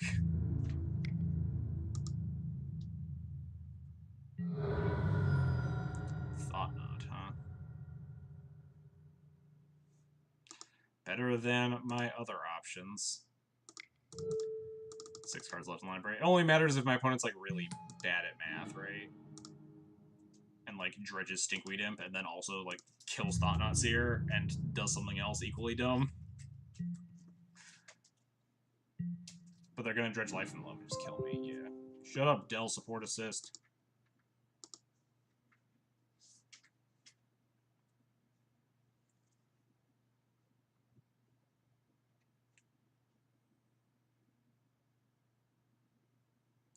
New Orleans in the hotel super high, so my connection is crap. Why are you in New Orleans all the time?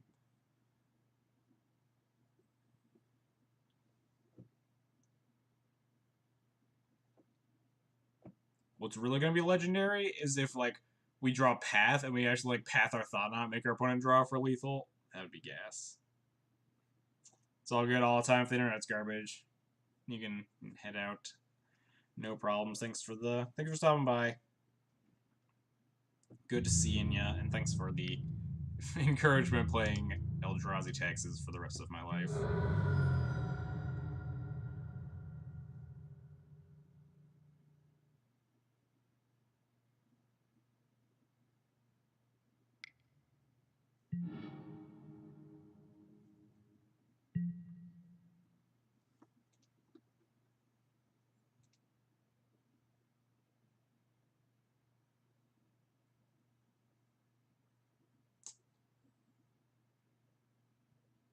What is my plan here?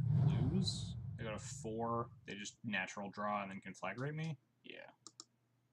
We're just dead. We can't even... Oh, they have 3 land to answer title, it doesn't do anything.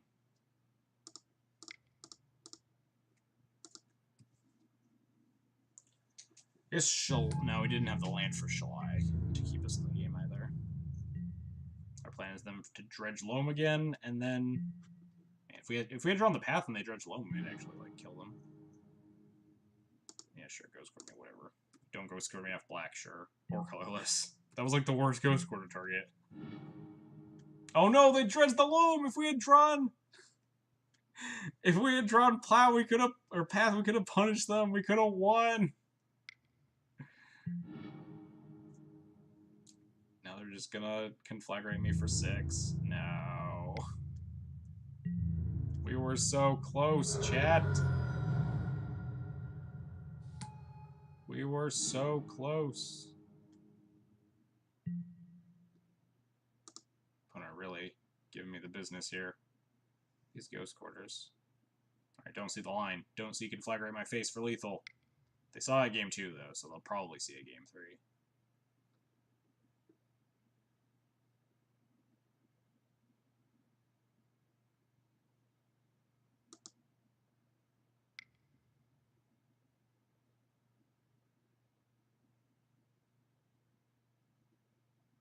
Man, actually drawing the Path there would have been so sick. Although we did have 2 paths gone already, so... The chances of me actually drawing the thing to kill my own Thought-Knot Seer and make them draw a card was incredibly low. Yeah, Dredge, not a good matchup with this deck. Luckily, no one plays Dredge. Oh, that's what I also say. That's what my opponents probably say to me after we play. Yeah, my record is... I am 0-3 against Dredge. That was my first game win I've had against Dredge since the unbans.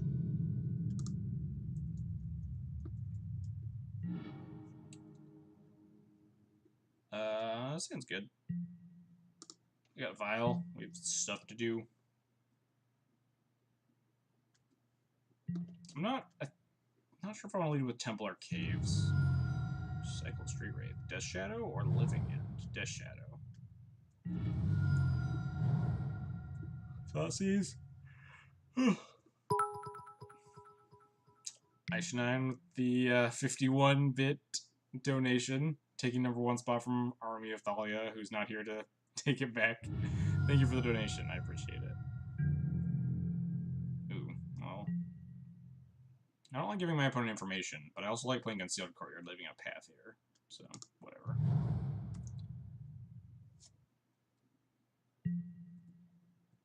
more likely to cast Tide Hollow here than to top deck the other Eldrazi Temple and cast it. Inquisition, that's rude.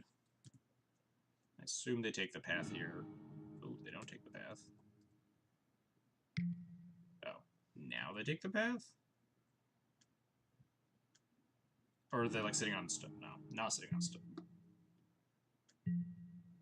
Again, giving them information, but I want these things in play more than I want to, like, hide the one card from my opponent. I'm just gonna, like, play a big Death Shadow. Snap Thoughtseize me. Take my Thought Knot. They're at 5. We can play this Flicker Wisp, but I assume they have a removal spell for it.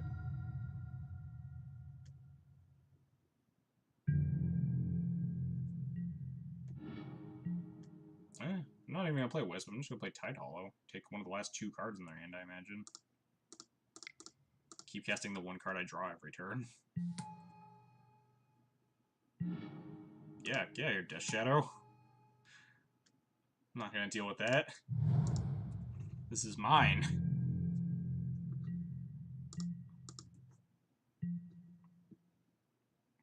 Draw a removal spell for Tide Hollow Scholar immediately. Ooh, Serum Visions. It's not great for me. Top, bottom. Fatal Push, rude.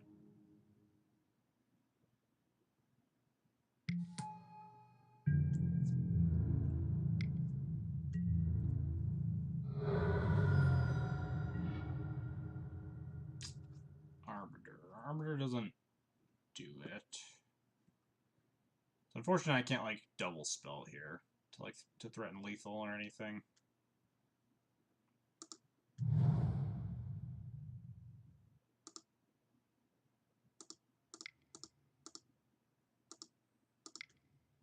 I only threaten lethal here if they attack with both creatures, which would just be insanity. But I could, like, start chump blocking this Death Shadow. Like, just use this, hopefully use this Flicker Wisp to carry me to victory. Take 8 here. And then, like, chump block with Arbiters or chump block with Shambling Events and such. Or attacks with both. They draw something to kill my Wisp. Or another threat, maybe. Or Tamer Valridge.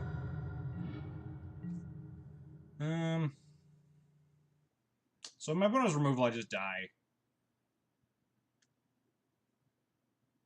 Right? Because I could, like, attack with Flicker Wisp, be conservative, and, like, play Arbiter to block, and then they remove the Arbiter and I die.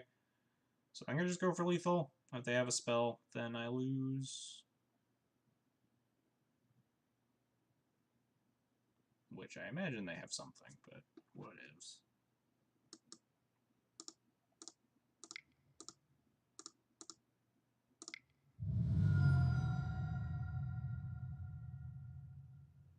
Like, another Snapcaster would be a real bummer.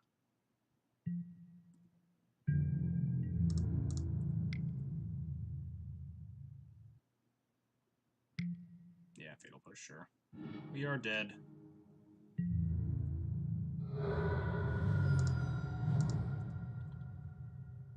Opponent had to get... Wait, did they... No, yeah, they did top bottom with that Servant in the last turn, right? But then they found the push immediately and then started another push to the top. So I guess it's fair to assume that they did draw something. But then what am I doing? Playing Arbiter passing? Then they push, like, they can, like, fetch push the Wisp. And then attack. I have force jump with Arbiter. I have nothing. Yeah. We just weren't going to win that game.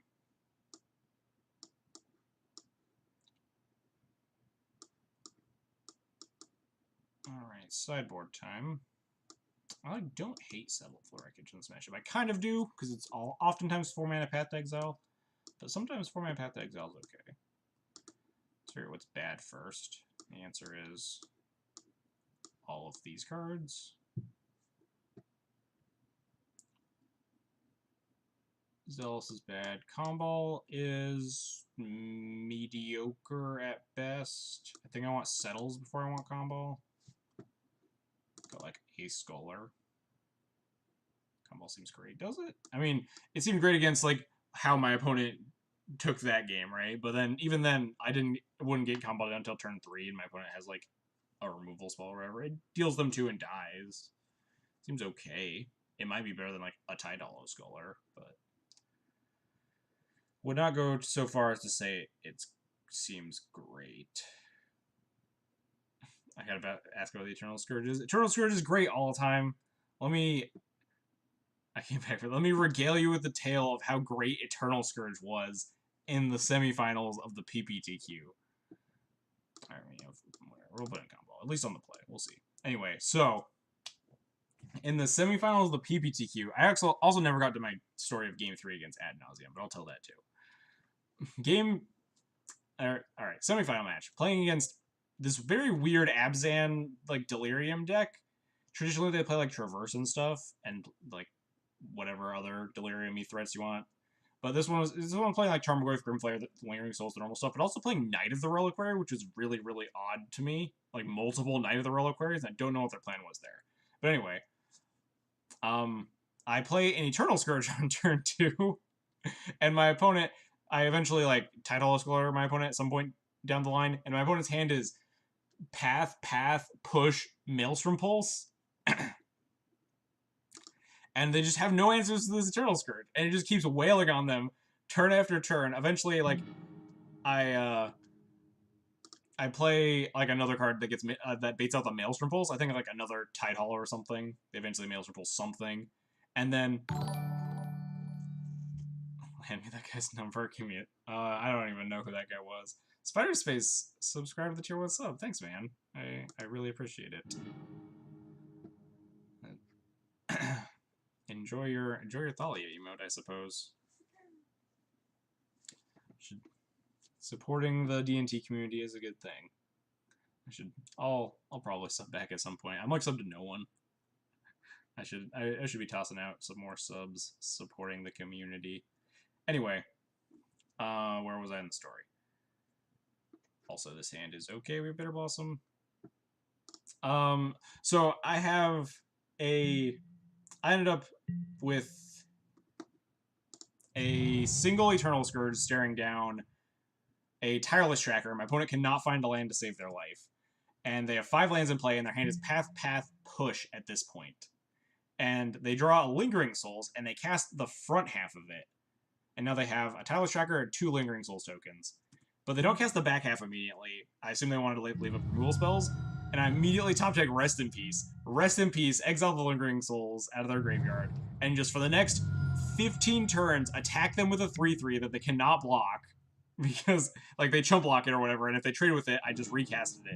And at the end of the game, I had, like, 13 lands in play. I was flooding out horribly, and my opponent was, like, desperately top-decking removal spells and Lingering Souls, and just chucking all this stuff under the bus, trying to beat this Eternal Scourge. And they just couldn't. And eventually, I, like, attacked. They're like, alright, block with the Lingering Souls token. And I drew another Eternal Scourge. I was like, thank God. We finally killed them. It was amazing. Long story short, Lingering Souls, or not Lingering Souls, long story short, Eternal Scourge OP in the super grindy matchups, especially in conjunction with Rest in Peace. And so the big relevance of my opponent not being on, like, Siege Rhinos or something big that is not immune to the graveyard, and being on, like, Knight of the Reliquary instead, is that they drew 2 Knight of the Reliquaries during the time where I drew, like, 10 lands and no spells to cast. So the Knight of the Reliquaries were just 2/2s, and they just had to chump block Eternal Scourge because it was a 3/3. It was amazing. I always thought Matter Shaper, but Scourge... So, Scourge specifically is tech for the Mardu matchup, if we want to get into specifics. Am I supposed to path this right now? I get this, like, Thought Seized. Probably supposed to path this, rather than, like, play a Displacer. Path this in their upkeep. They don't have the life total to Stubborn Denial me here. Fatal Push a Fairy Rogue, aggressive.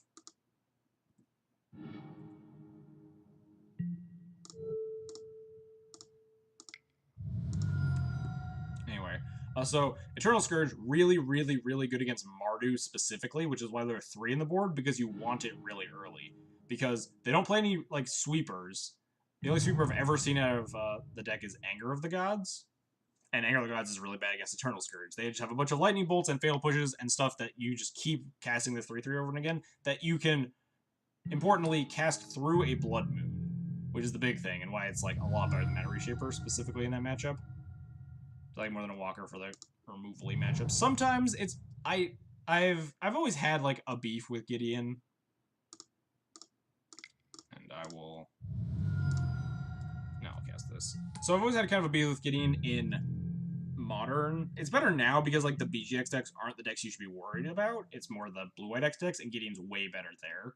But when BGX was like the big deck, Gideon wasn't as good because oftentimes they just had a Tarmogoyf, and they're like, all right, bolt your token, push your token, whatever, smash your Gideon, and it dies. So having a threat that is like very hard to answer, harder than a Planeswalker, which is kind of weird to say. I think we're just chill blocking this forever. At least until I like have Displacer up. Like against Mardu, they have like Dreadbores and a bunch of Lightning Bolt stuff. They can kill Gideon, but they are very hard pressed to answer Eternal Scourge without thought seizing it or stack blocking with a bunch of tokens and such.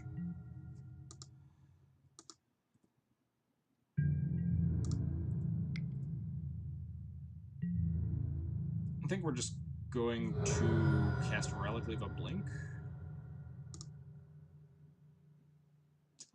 Maybe I'm supposed to actually Thought Knot though. That's probably like way better.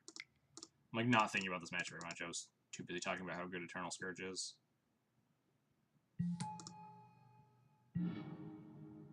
That's a hand.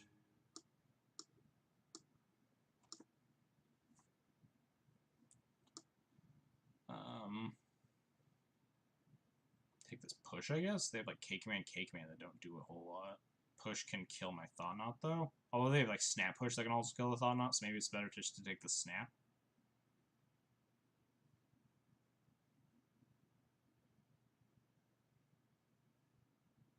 Yeah, I'm gonna take the Snap.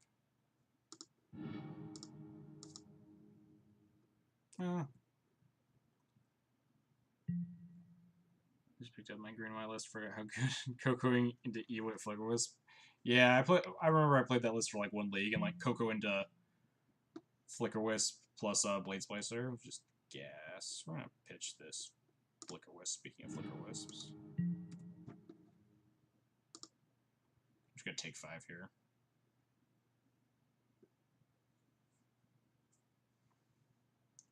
Opponent could pop an EE on 0 to Fatal Push this Thought Knot. Oh, the last hope. Interesting. What do they... Oh, they're... Wait, did they have something in the yard? Oh, yeah, they have a Death Shadow. They milled off of a Thought Scour.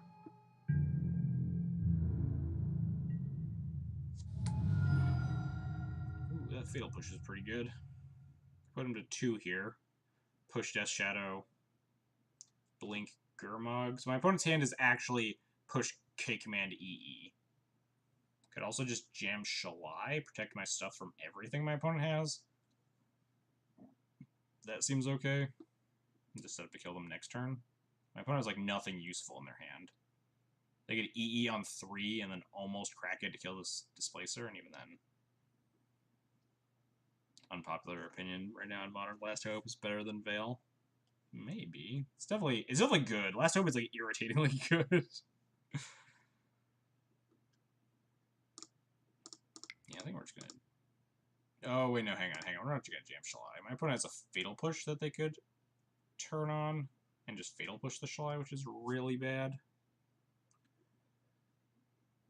So I think I'm just going to push their Death Shadow. And then blink down this Gurmag.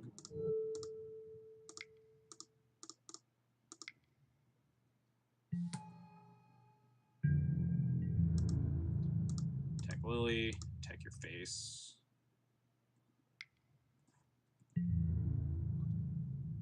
Could attack face twice, but I've been burned by not killing my opponent's Planeswalkers before. Immediately draws Death Shadow, huh? E on 0 to activate this push. Pushes the Displacer likely. Now we have Shalai. Yep.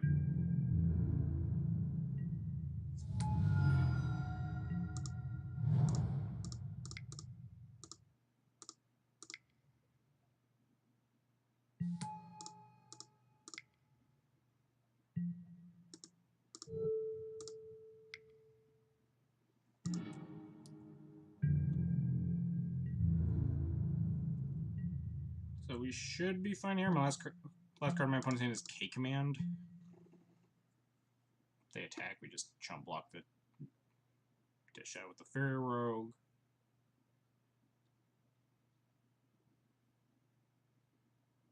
They can't K Command anything but the Shalai, or they could actually buy back a Death Shadow, which is scary. Shatter my... Oh yeah, shatter my Relic, sure. I think they are still dead here, though. Oh, this is actually 13, so... I don't have lethal, but they also don't have lethal, right? They have to draw something.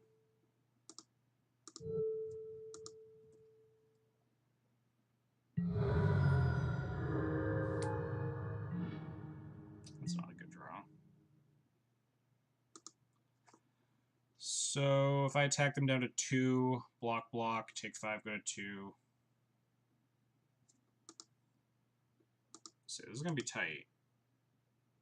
The plan is, shall I carry me to victory? I think I also Ghost Quarter them off red, so might as well. Probably should have done that last turn instead of playing the Relic, because I kind of forgot that Shadow does only plays the 2 basics.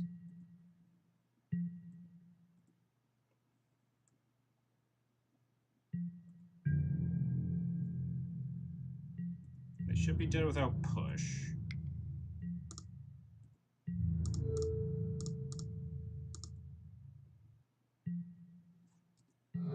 Please no fatal push. Please no fatal push. Bottom. Nice.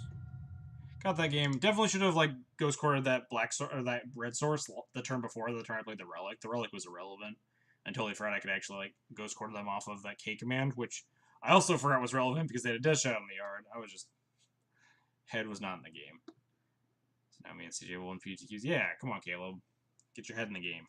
Win a PPTQ. Come with me to the RPTQ now. So anyway, don't think I'm changing up sideboard at all. Bear Blossom was pretty gas there, just creating chump blockers for gigantic guys more than anything else.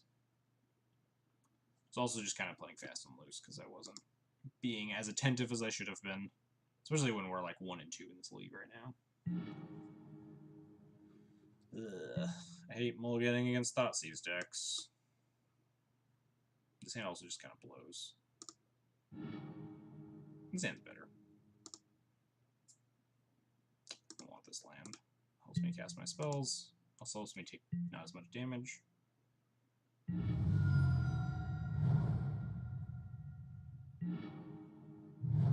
Thoughtseize. Serum Visions. We're going to play Caves, I think, to leave up Path or Push, rather than basic Plains.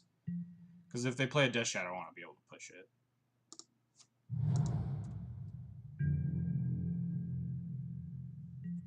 If they play like a big fish, then I want to be able to path it as well.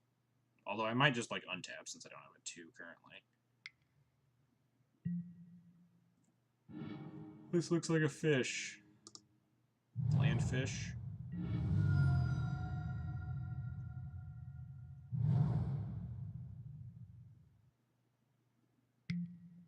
Thoughtseize.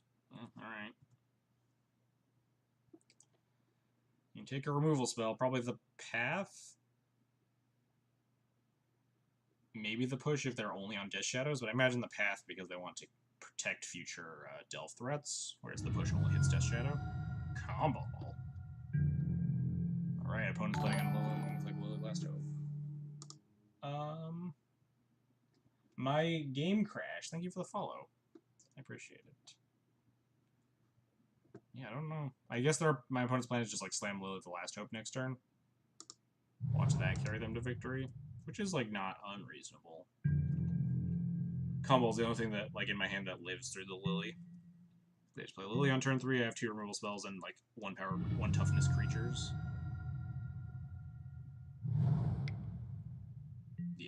Oh, Lily on the Veil. That's much more easily beatable. Notably, we are going to... I think we're going to discard this push, though. My opponent hasn't played a threat yet, which means I think I want to be, like, threat dense with my Flicker Wisps and stuff. Just save the path, because I need land 3 to play Flicker Wisp. So we'll discard push, save path.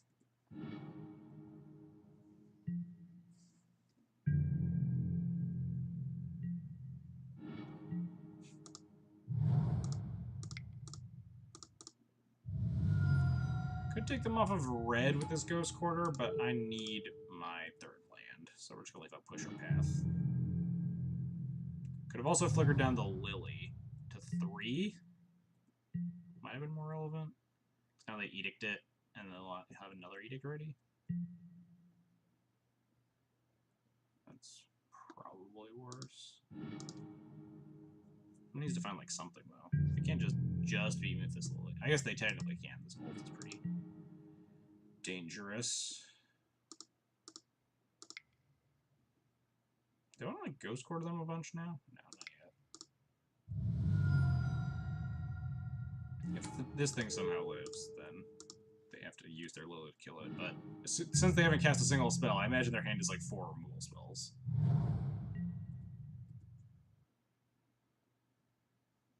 Let's play the Last Hope. I'm really sad. Thoughtseize, sure. Take the path.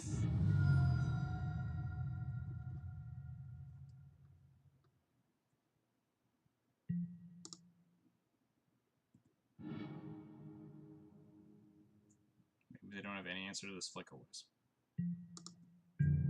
That's why they didn't minus this Lily or anything. They definitely don't have a Bolt in hand. Sure. I'm not pushing this right now. I'm not playing into your Fatal Push. I'm going to attack this Lily first.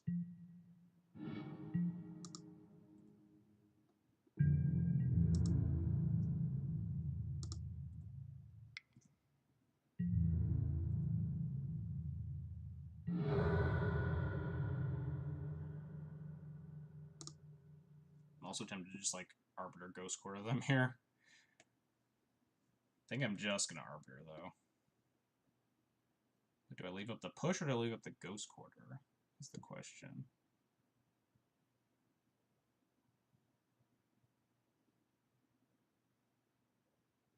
I think I'll leave up the Ghost Quarter. What am I dying to? Like, Temur Battle Rage plus Fetch or Shock or something? Fetch doesn't actually kill me because they can't surge. And we'll leave up the Ghost Quarter.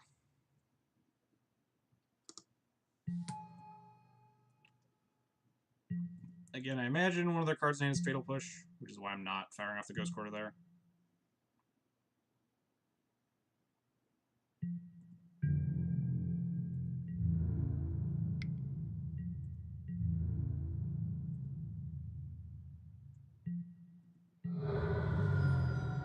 We're not dead yet. That's mean. It also means they burned this push. Opponent's deck is almost like sick. Yeah, man. There's a reason why Death Shadow is like playable in Legacy. The modern version is like very, very lean. Oh, that's horrifying.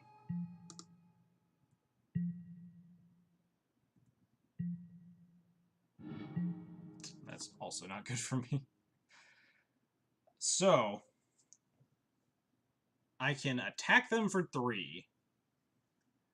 Make their Death Shadows 10/10s. I can Ghost Quarter myself to get a Swamp. Fatal Push one of them, go to 1 on this Death Shadow. If they have no answers for this Flicker Wisp, I win. Alternatively, I can, like, Fatal Push plus Chump Block and try to set up this Settle the Wreckage. But my opponent didn't have an answer for this Wisp. Their answer was this Fatal Push that they tried to get me. They tried to bait me into, like, pushing this Death Shadow so they could push my Wisp and save their Lily, but I think, honestly, I'm just gonna, like... I lose to, like, Fetch Land or Shock Land, though. God, it's not a good look. What do they do with the Serum Visions? 1 top, 1 bottom? Oh, maybe I actually. Yeah, I'm gonna actually stay back. One on top means that I think they're just gonna kill me if I do that.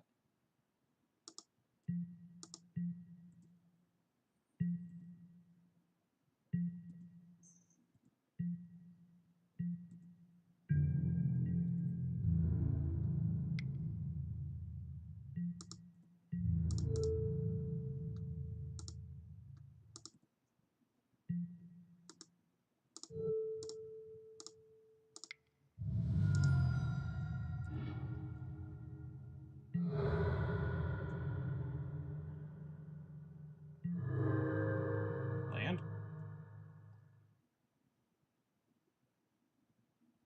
Okay, command my last card. Ooh. And get back Death Shadow? That's rough. Now I think we're hosed.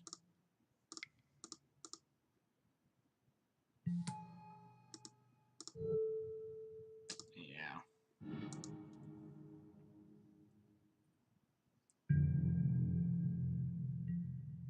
If you untap, see.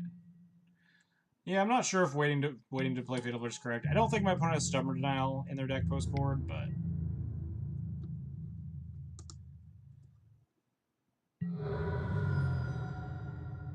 I don't think there's any like downside in waiting or like upside in waiting because they know I have the Fatal Push. I wasn't sure about that.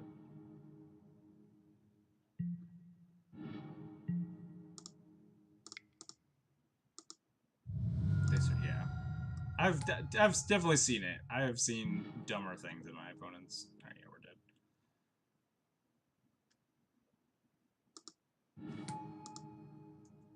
I don't know. I took the E over the whatever. We're toast. That K command is really rough, but both lines get killed by the K command, right?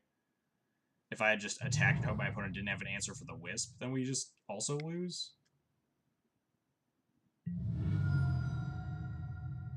Although I could have maybe like Ghost Quartered their red source. Yeah, we're dead. Maybe the aggressive line was better. Like Ghost Quarter them during my turn attack. No, because I can't Ghost Quarter them. Because if I Ghost Quarter them, I die. Because I have to Ghost Quarter myself to survive, assuming I attack there. So never mind, I can't Ghost Quarter them. Yeah. This matchup's usually not bad. But sometimes you have like very awkward moments. There was definitely a couple things I could have done differently there. I think maybe I should have like Stone Rained them when I played Arbiter there. Like the turn I played Arbiter with Flicker Wisp. Or I should have just like left up the Ghost or the Fatal Push and Fatal Pushed it instead, since they just untapped and Fatal Pushed the Arbiter, and I just took like an extra bunch of damage. That's probably the play that was the least necessary. Probably could have just played Arbiter and then also Fatal Pushed the Death Shadow that was in play currently. Definitely interesting. Death Shadow is always fun to play against. They're all like weird lines. Have I even played against Death Shadow ever since the unbans? 4-color Death Shadow right there. Oh, Grixis Death Shadow. All the way down here at 1 match. Is now 2 matches.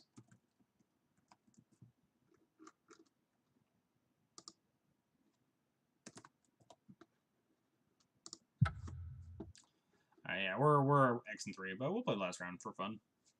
And because I just really enjoy playing this deck. We had a lot of interesting games today. The game we almost managed to win that game against Dredge, which was absurd. What else did we play? We played Humans, which was pretty tight, and then what did we play round 1? What were we 2-1? Oh, we 2-1 Blue-White Control. So yeah, all of our matches today have been like pretty interesting. We kind of crushed Blue-White in the post board. The Humans matchups, the Humans games. Game 1 we crushed them, and games 2 and 3 were like pretty. No, game 2 was pretty much out of control the whole time. Game 3 was close. Then Dredge, it was just like, oh, time to lose horribly. And then almost get there.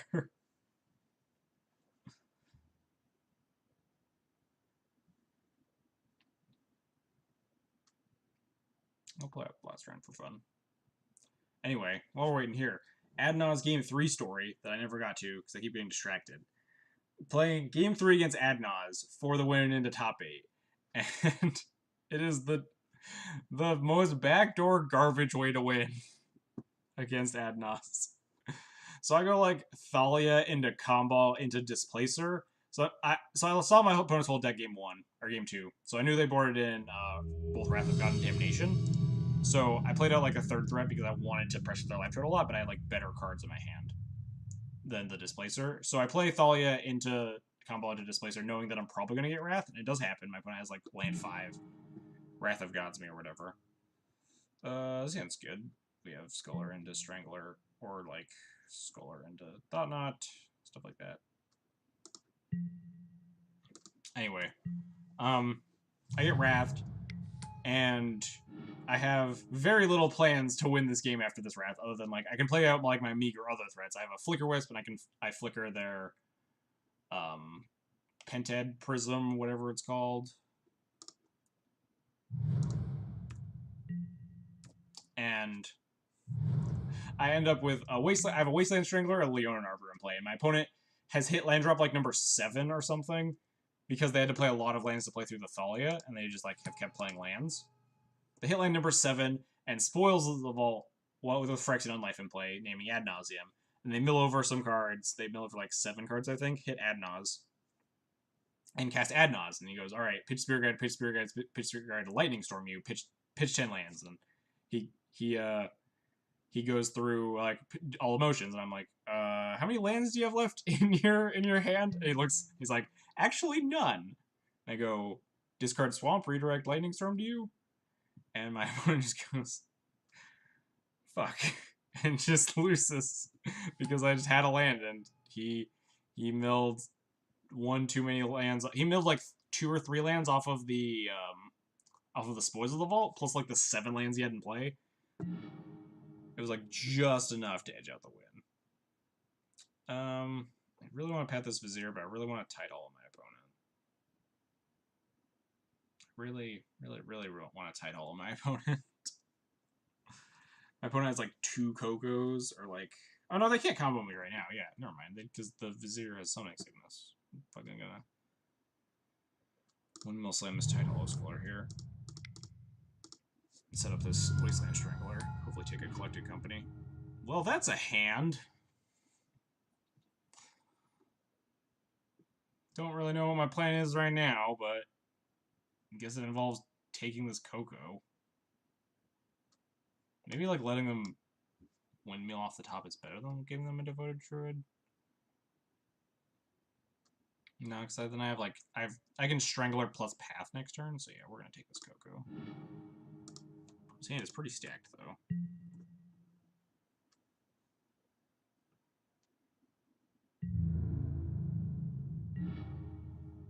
Opponent leaving out Cord for 2 for Devoted Druid. Definitely not suspicious. Take Cord? I don't know, I'm not really that scared. If you rips land, how do I die here if he rips land, right? It's not like there's a 2-card combo with... You can't like Cord for 1 and Cord for 3 for like Viscera Finks or something.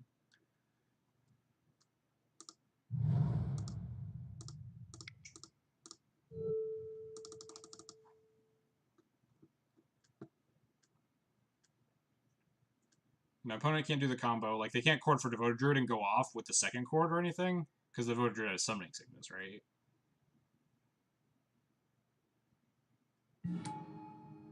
Cord into Infinite Mana. No, yeah.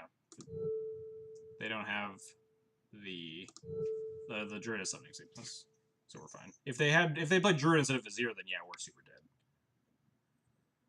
See what they Cord for. Cord for 2. See what you get. Something that like saves this Vizier. Something that kills my Tide Hollow, maybe? No, not on 2 mana. Yeah, they just grabbed the Devoted Druid.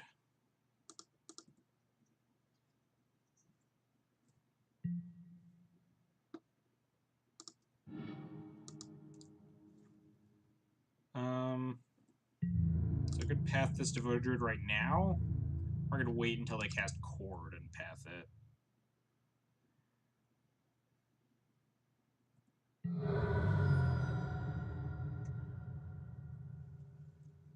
They get the mana either way. Might as as well just path it now. It does let them court for something else, though.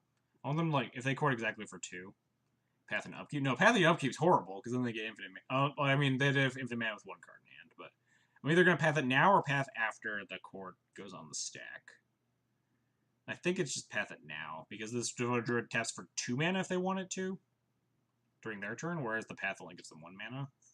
Does give them the ability to court for a higher amount, but I don't think it matters that much. I don't know what they'd be courting into. That's really scary for me. Ewit to get back Coco, maybe? Yeah, they would have infinite mana if I did it in their upkeep. But that's why I'm saying I would do it in response to court or something. And they'd only have infinite mana with 1 card in hand during their upkeep before I disrupted it. But whatever, we're just going to pass this right now.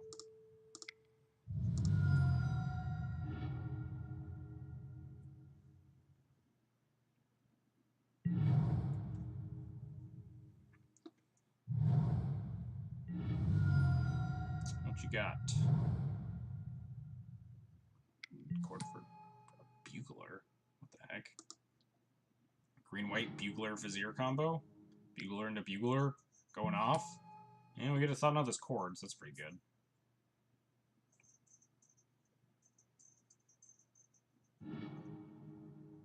They have a Ballista, which 1, 2, Ballista for 3. Not terribly concerned with. Yeah, Bugler does grab either combo piece. I've just never. It looks like pure green-white Bugler.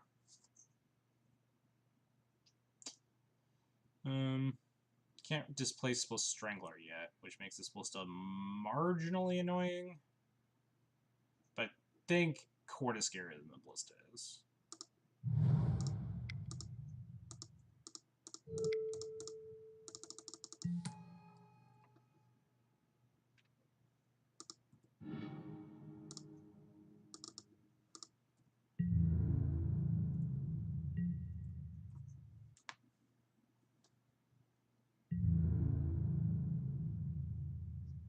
Attack with a 3/4. So if I block with Thought Knot, they play Ballista for 3, and then they can ping off the Thought Knot and also still ping off Strangler. I think we'll just take 3 here.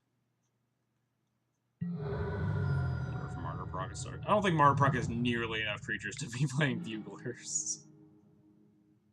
That seems like Soul Sisters, maybe.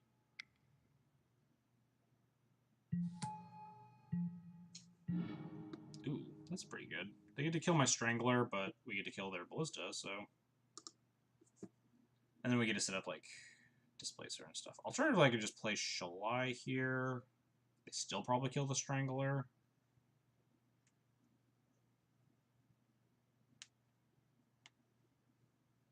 It'd also let them tick up the Ballista, but only exactly once. So they could hit a land and tick it up twice, but then they just kill the Shalai. I'd rather have a display or Wasteland Strangler than a Shalai because of this. And we'll fire off the Shalai here.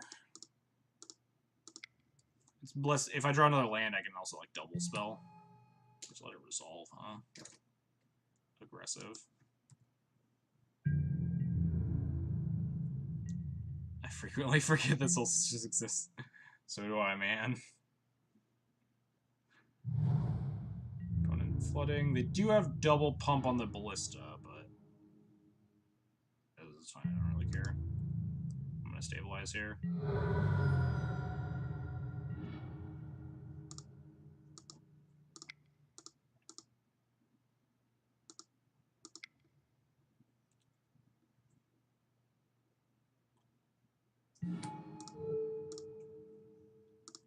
Let's see if they double pump kill the Shalai. Yeah, that's what it looks like. They found the line. This lets us set up Displacer, Strangler, Flicker Wisp. I should have cast the file first so I could have 6 through this stuff.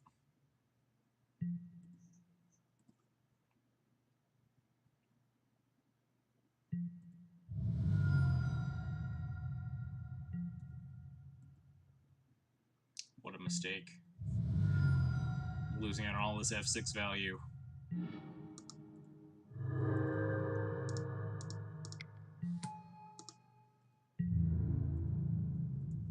Again, we're gonna take a couple more whacks from Buglers. Yeah, sure. think that's about the last whack we're going to take. Hopefully we draw land. E-Wit back the Ballista. Trying to lethal me. That's not great.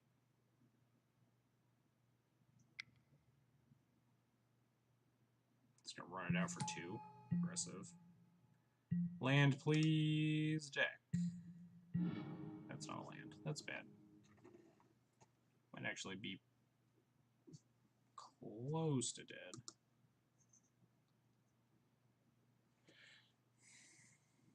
They could also kill this Displacer. But then it goes to 1.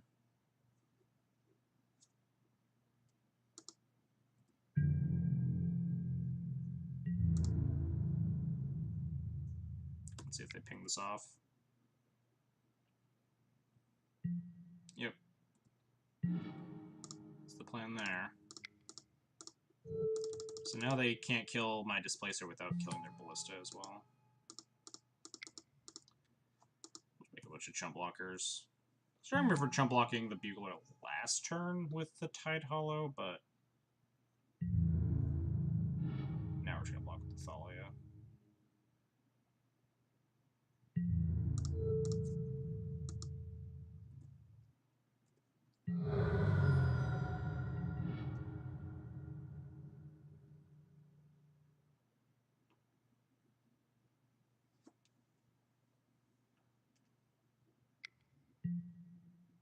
What do they want to kill? They just have to trade off with the Displacer, right? Yeah.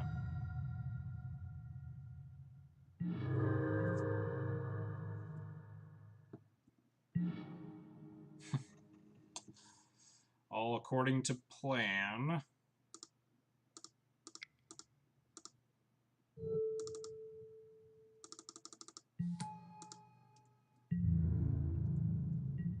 Hopefully we're fine now. We don't have the Flicker Wisp, though, but they do have 2 cards in exile.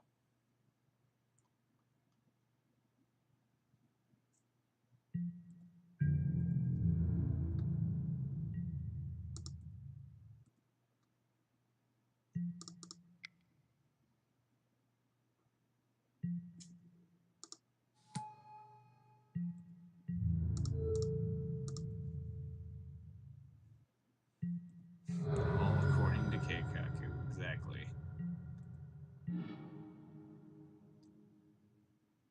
Let's hope they stop drawing gas, please. The E-Wit really set back my plans a lot. The E-Wit for the Ballista was really annoying. This is a cord for God knows what at this stage. For 2. They have like main deck Revoker for this Displacer. Something not unreasonable here. Spellskite. Alright. Oh, they can have their Spellskite displaced. That's interesting.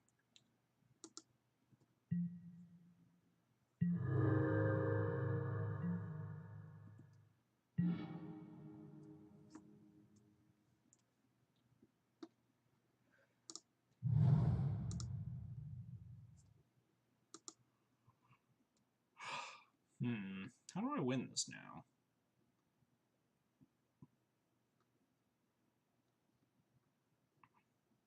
So my opponent has 1, 2, 3, 4, 5, 6 power in play. Can I just like alpha them right now?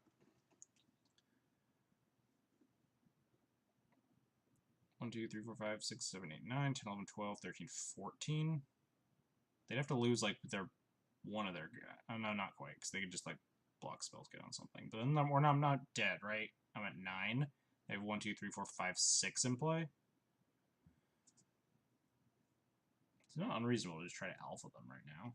They have no cards in hand. And the Spellskite makes my Displacer a lot worse. I actually only go to 8. Unless I want to go for myself. 3, 4, 5, 6. Yeah, I don't see where they're getting extra damage, though. Outside of top decking Gavany, which is just super lethal.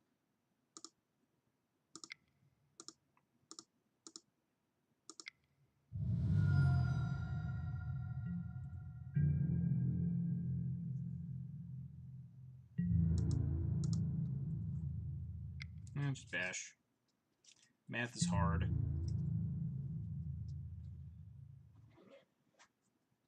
Chance I'm supposed to... No, because I can't even blink the Strangler. Because they just eat it with the Spells Guy. Eating with the Spells Guy does not deal them damage. They have a blue up with the birds. 3. This should be interesting. Hopefully we don't die. Thanks, Static. I appreciate it. Bugler's scary. Well, they have infinite green. They don't have anything to do with it, though.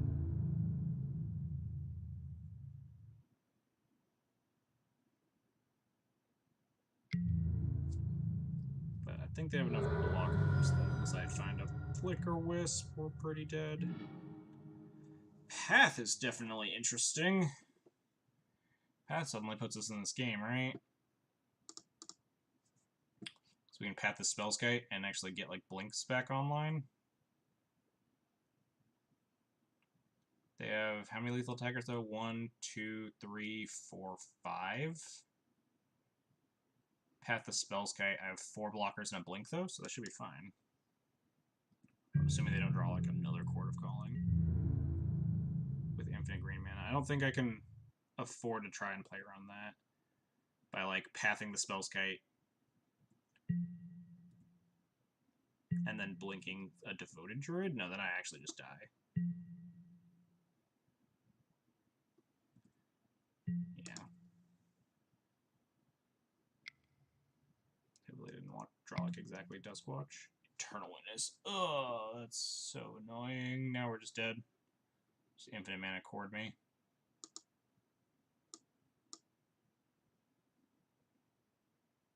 Man, opponent's draws were pretty rough.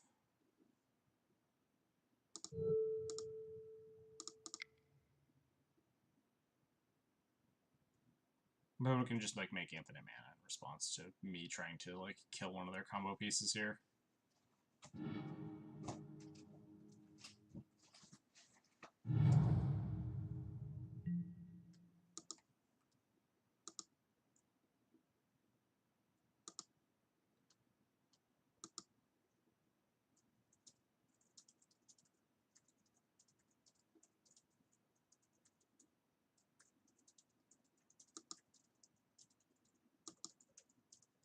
So you won the PBT with humans. Yeah, exactly. We played Eldrazi Taxes. Get out of here.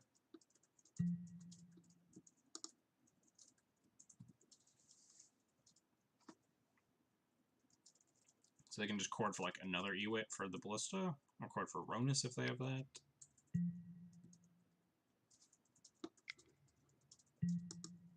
Always yield to those.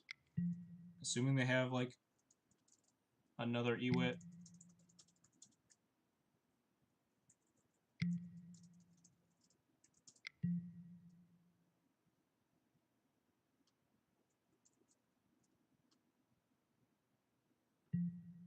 Chord X equals 2.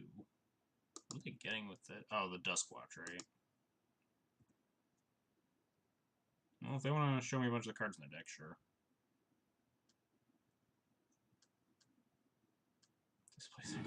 Displacer is nuts against humans, that's for sure.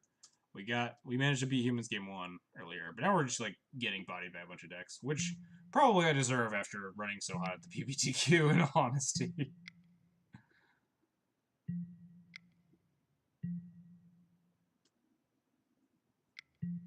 We were getting absolutely demolished during this league, but it's all good. Does my opponent have another way to kill me? I assume they do, like... But they win a, like, the most roundabout way possible, I feel.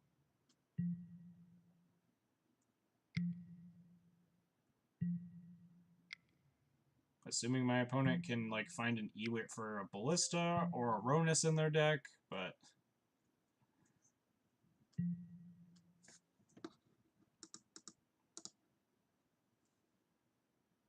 Like, I'm not conceding out of Sol. Oh, immediately finds the Ewit. Okay, yeah, I'll concede to that, because now they just have lethal. Why are they activating it more? Come on, opponent. You have lethal. I'm not big on, like, not conceding, making my opponent play out their combo on MTGO, because that's like not good testing at all. Like, opponent can just say, okay, infinite mana, kill you. But I did want to verify that they could actually kill me, because if they somehow didn't have like a third Ewit or a Ronus or something in their deck, then I was fine, and probably I think I could possibly win the game on the untap. But opponent's draws were real rough. With like they needed to find exactly something to cord. There's definitely there was not an option to blink the Devoted Druid to prevent that, because then I think I'd just die. Because I have 4 blockers and they have 5 attackers and I'm at 2 life. Because they have Ewit, Vizier, 2 Buglers, and like something else at 2 power. And I only had 4 blockers. I guess maybe not. No, blinking Strangler taps my Strangler, but also kills there. And I'm also, yeah, I could have killed the 2-1, but then that tapped down my Strangler, which means I only have 3 blockers now. Make people play with their combos online because I make people unhappy. Well, I mean, whatever floats your boat, I suppose. I think I want Relic. I don't know if I want Rest in Peace against, like, only Ewit, even though Ewit crushed me pretty hard that game.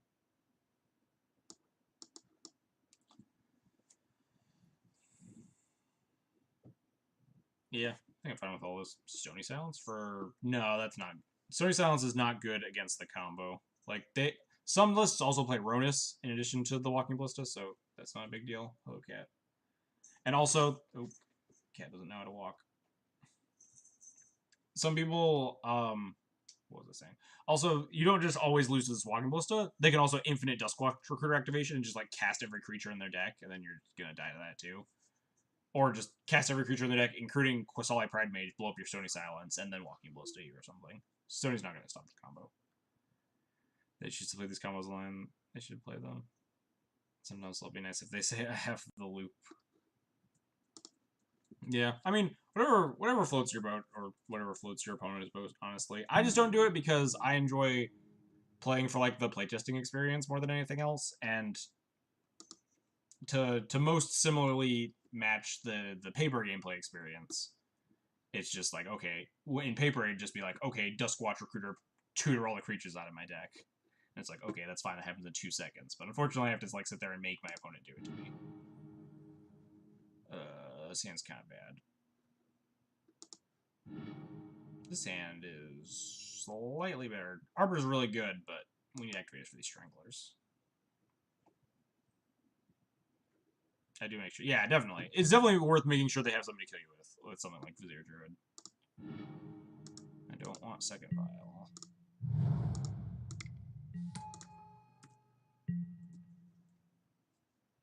Yeah, exactly. Like, I'm not gonna make my opponent tap their Devoted Druid 40 times to Ballista for 20 and then ping me 10 or 20 times. That's unnecessary. I will make them, like, show me that they can kill me. Although sometimes I just kind of scoop to eggs out of boredom. When it's like, okay, we're not deterministically dead, but there's a very low likelihood that they can actually, like, not go off here. This could get ugly if we don't draw something. So double Ghost Quarter here. They still have 4 mana. They can still, like, Coco into the kill. Oof. This is not great. Could also just play Displacer and cross my fingers. Might just be going home early. I don't think as much as I love double strip mining my opponent, I like it a lot less when my opponent has 3 mana dorks in play. They have it, they have it.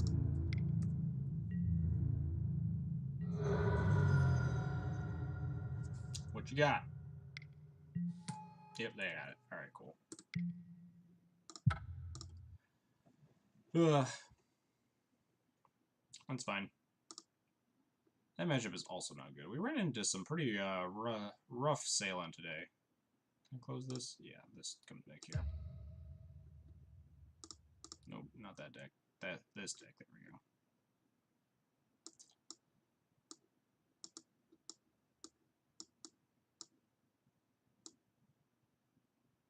Keep the deck list there, and if I played against Vizier, it's like very underrepresented right now. I guess it's probably not good against the control decks or like the Tron decks, and it's probably like without interaction you can be slower than some of the other, more consistent other combo decks. I'm not sure. I'm not E&T confirmed garbage deck. Yeah, where's all the time? Someone page him. But realistically, like more than anything else, this league is just like welcome to modern. Sometimes you will win a PPTQ with like your dumpster fire of a deck, but sometimes you will also just win for a competitive league because you'll just play against. I played against none. I think none. What did I play against today? Blue White, Humans, Dredge, Grixis Shadow, Vizier Cord, Vizier Coco. Yeah. So I played against none of those decks at the PPTQ, and I played against like 7 different decks. I played against Burn like 3 times, but I played against like 7 different decks at the PPTQ, and that's just like kind of how Modern goes. Sometimes you play against like a bunch of bad matchups, and sometimes you're like, sometimes you just run. I was asking if Bitter Blossom is important in your sideboard. It's not like super important. It's like a vaguely generic grindy matchup card that I really like because it's strong against the blue-white decks right now because it's hard to answer. Because they usually have like only Detention Sphere or something to hit it, and it comes down early, so it comes down under a lot of their counter spells, whereas so like Gideon doesn't. But I could probably swap it out with something like a Reality Smasher or a Gideon or something like that. I've been thinking about Reality Smasher more and more recently because it's really good against blue-white specifically, since they lean so hard into board wipes and planeswalkers. So if they like Supreme Verdict you, like play a Jace or whatever, you can like hasten Reality Smasher and deal a bunch of damage or kill a planeswalker. So something like Reality Smasher wouldn't be horrible. I think the Eternal Scourges are honestly more important because your Mardu matchup is so bad. I hate it.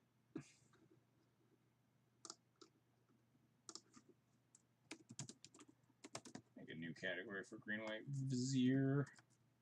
Oh no, I did not 2 of them. I O2'd.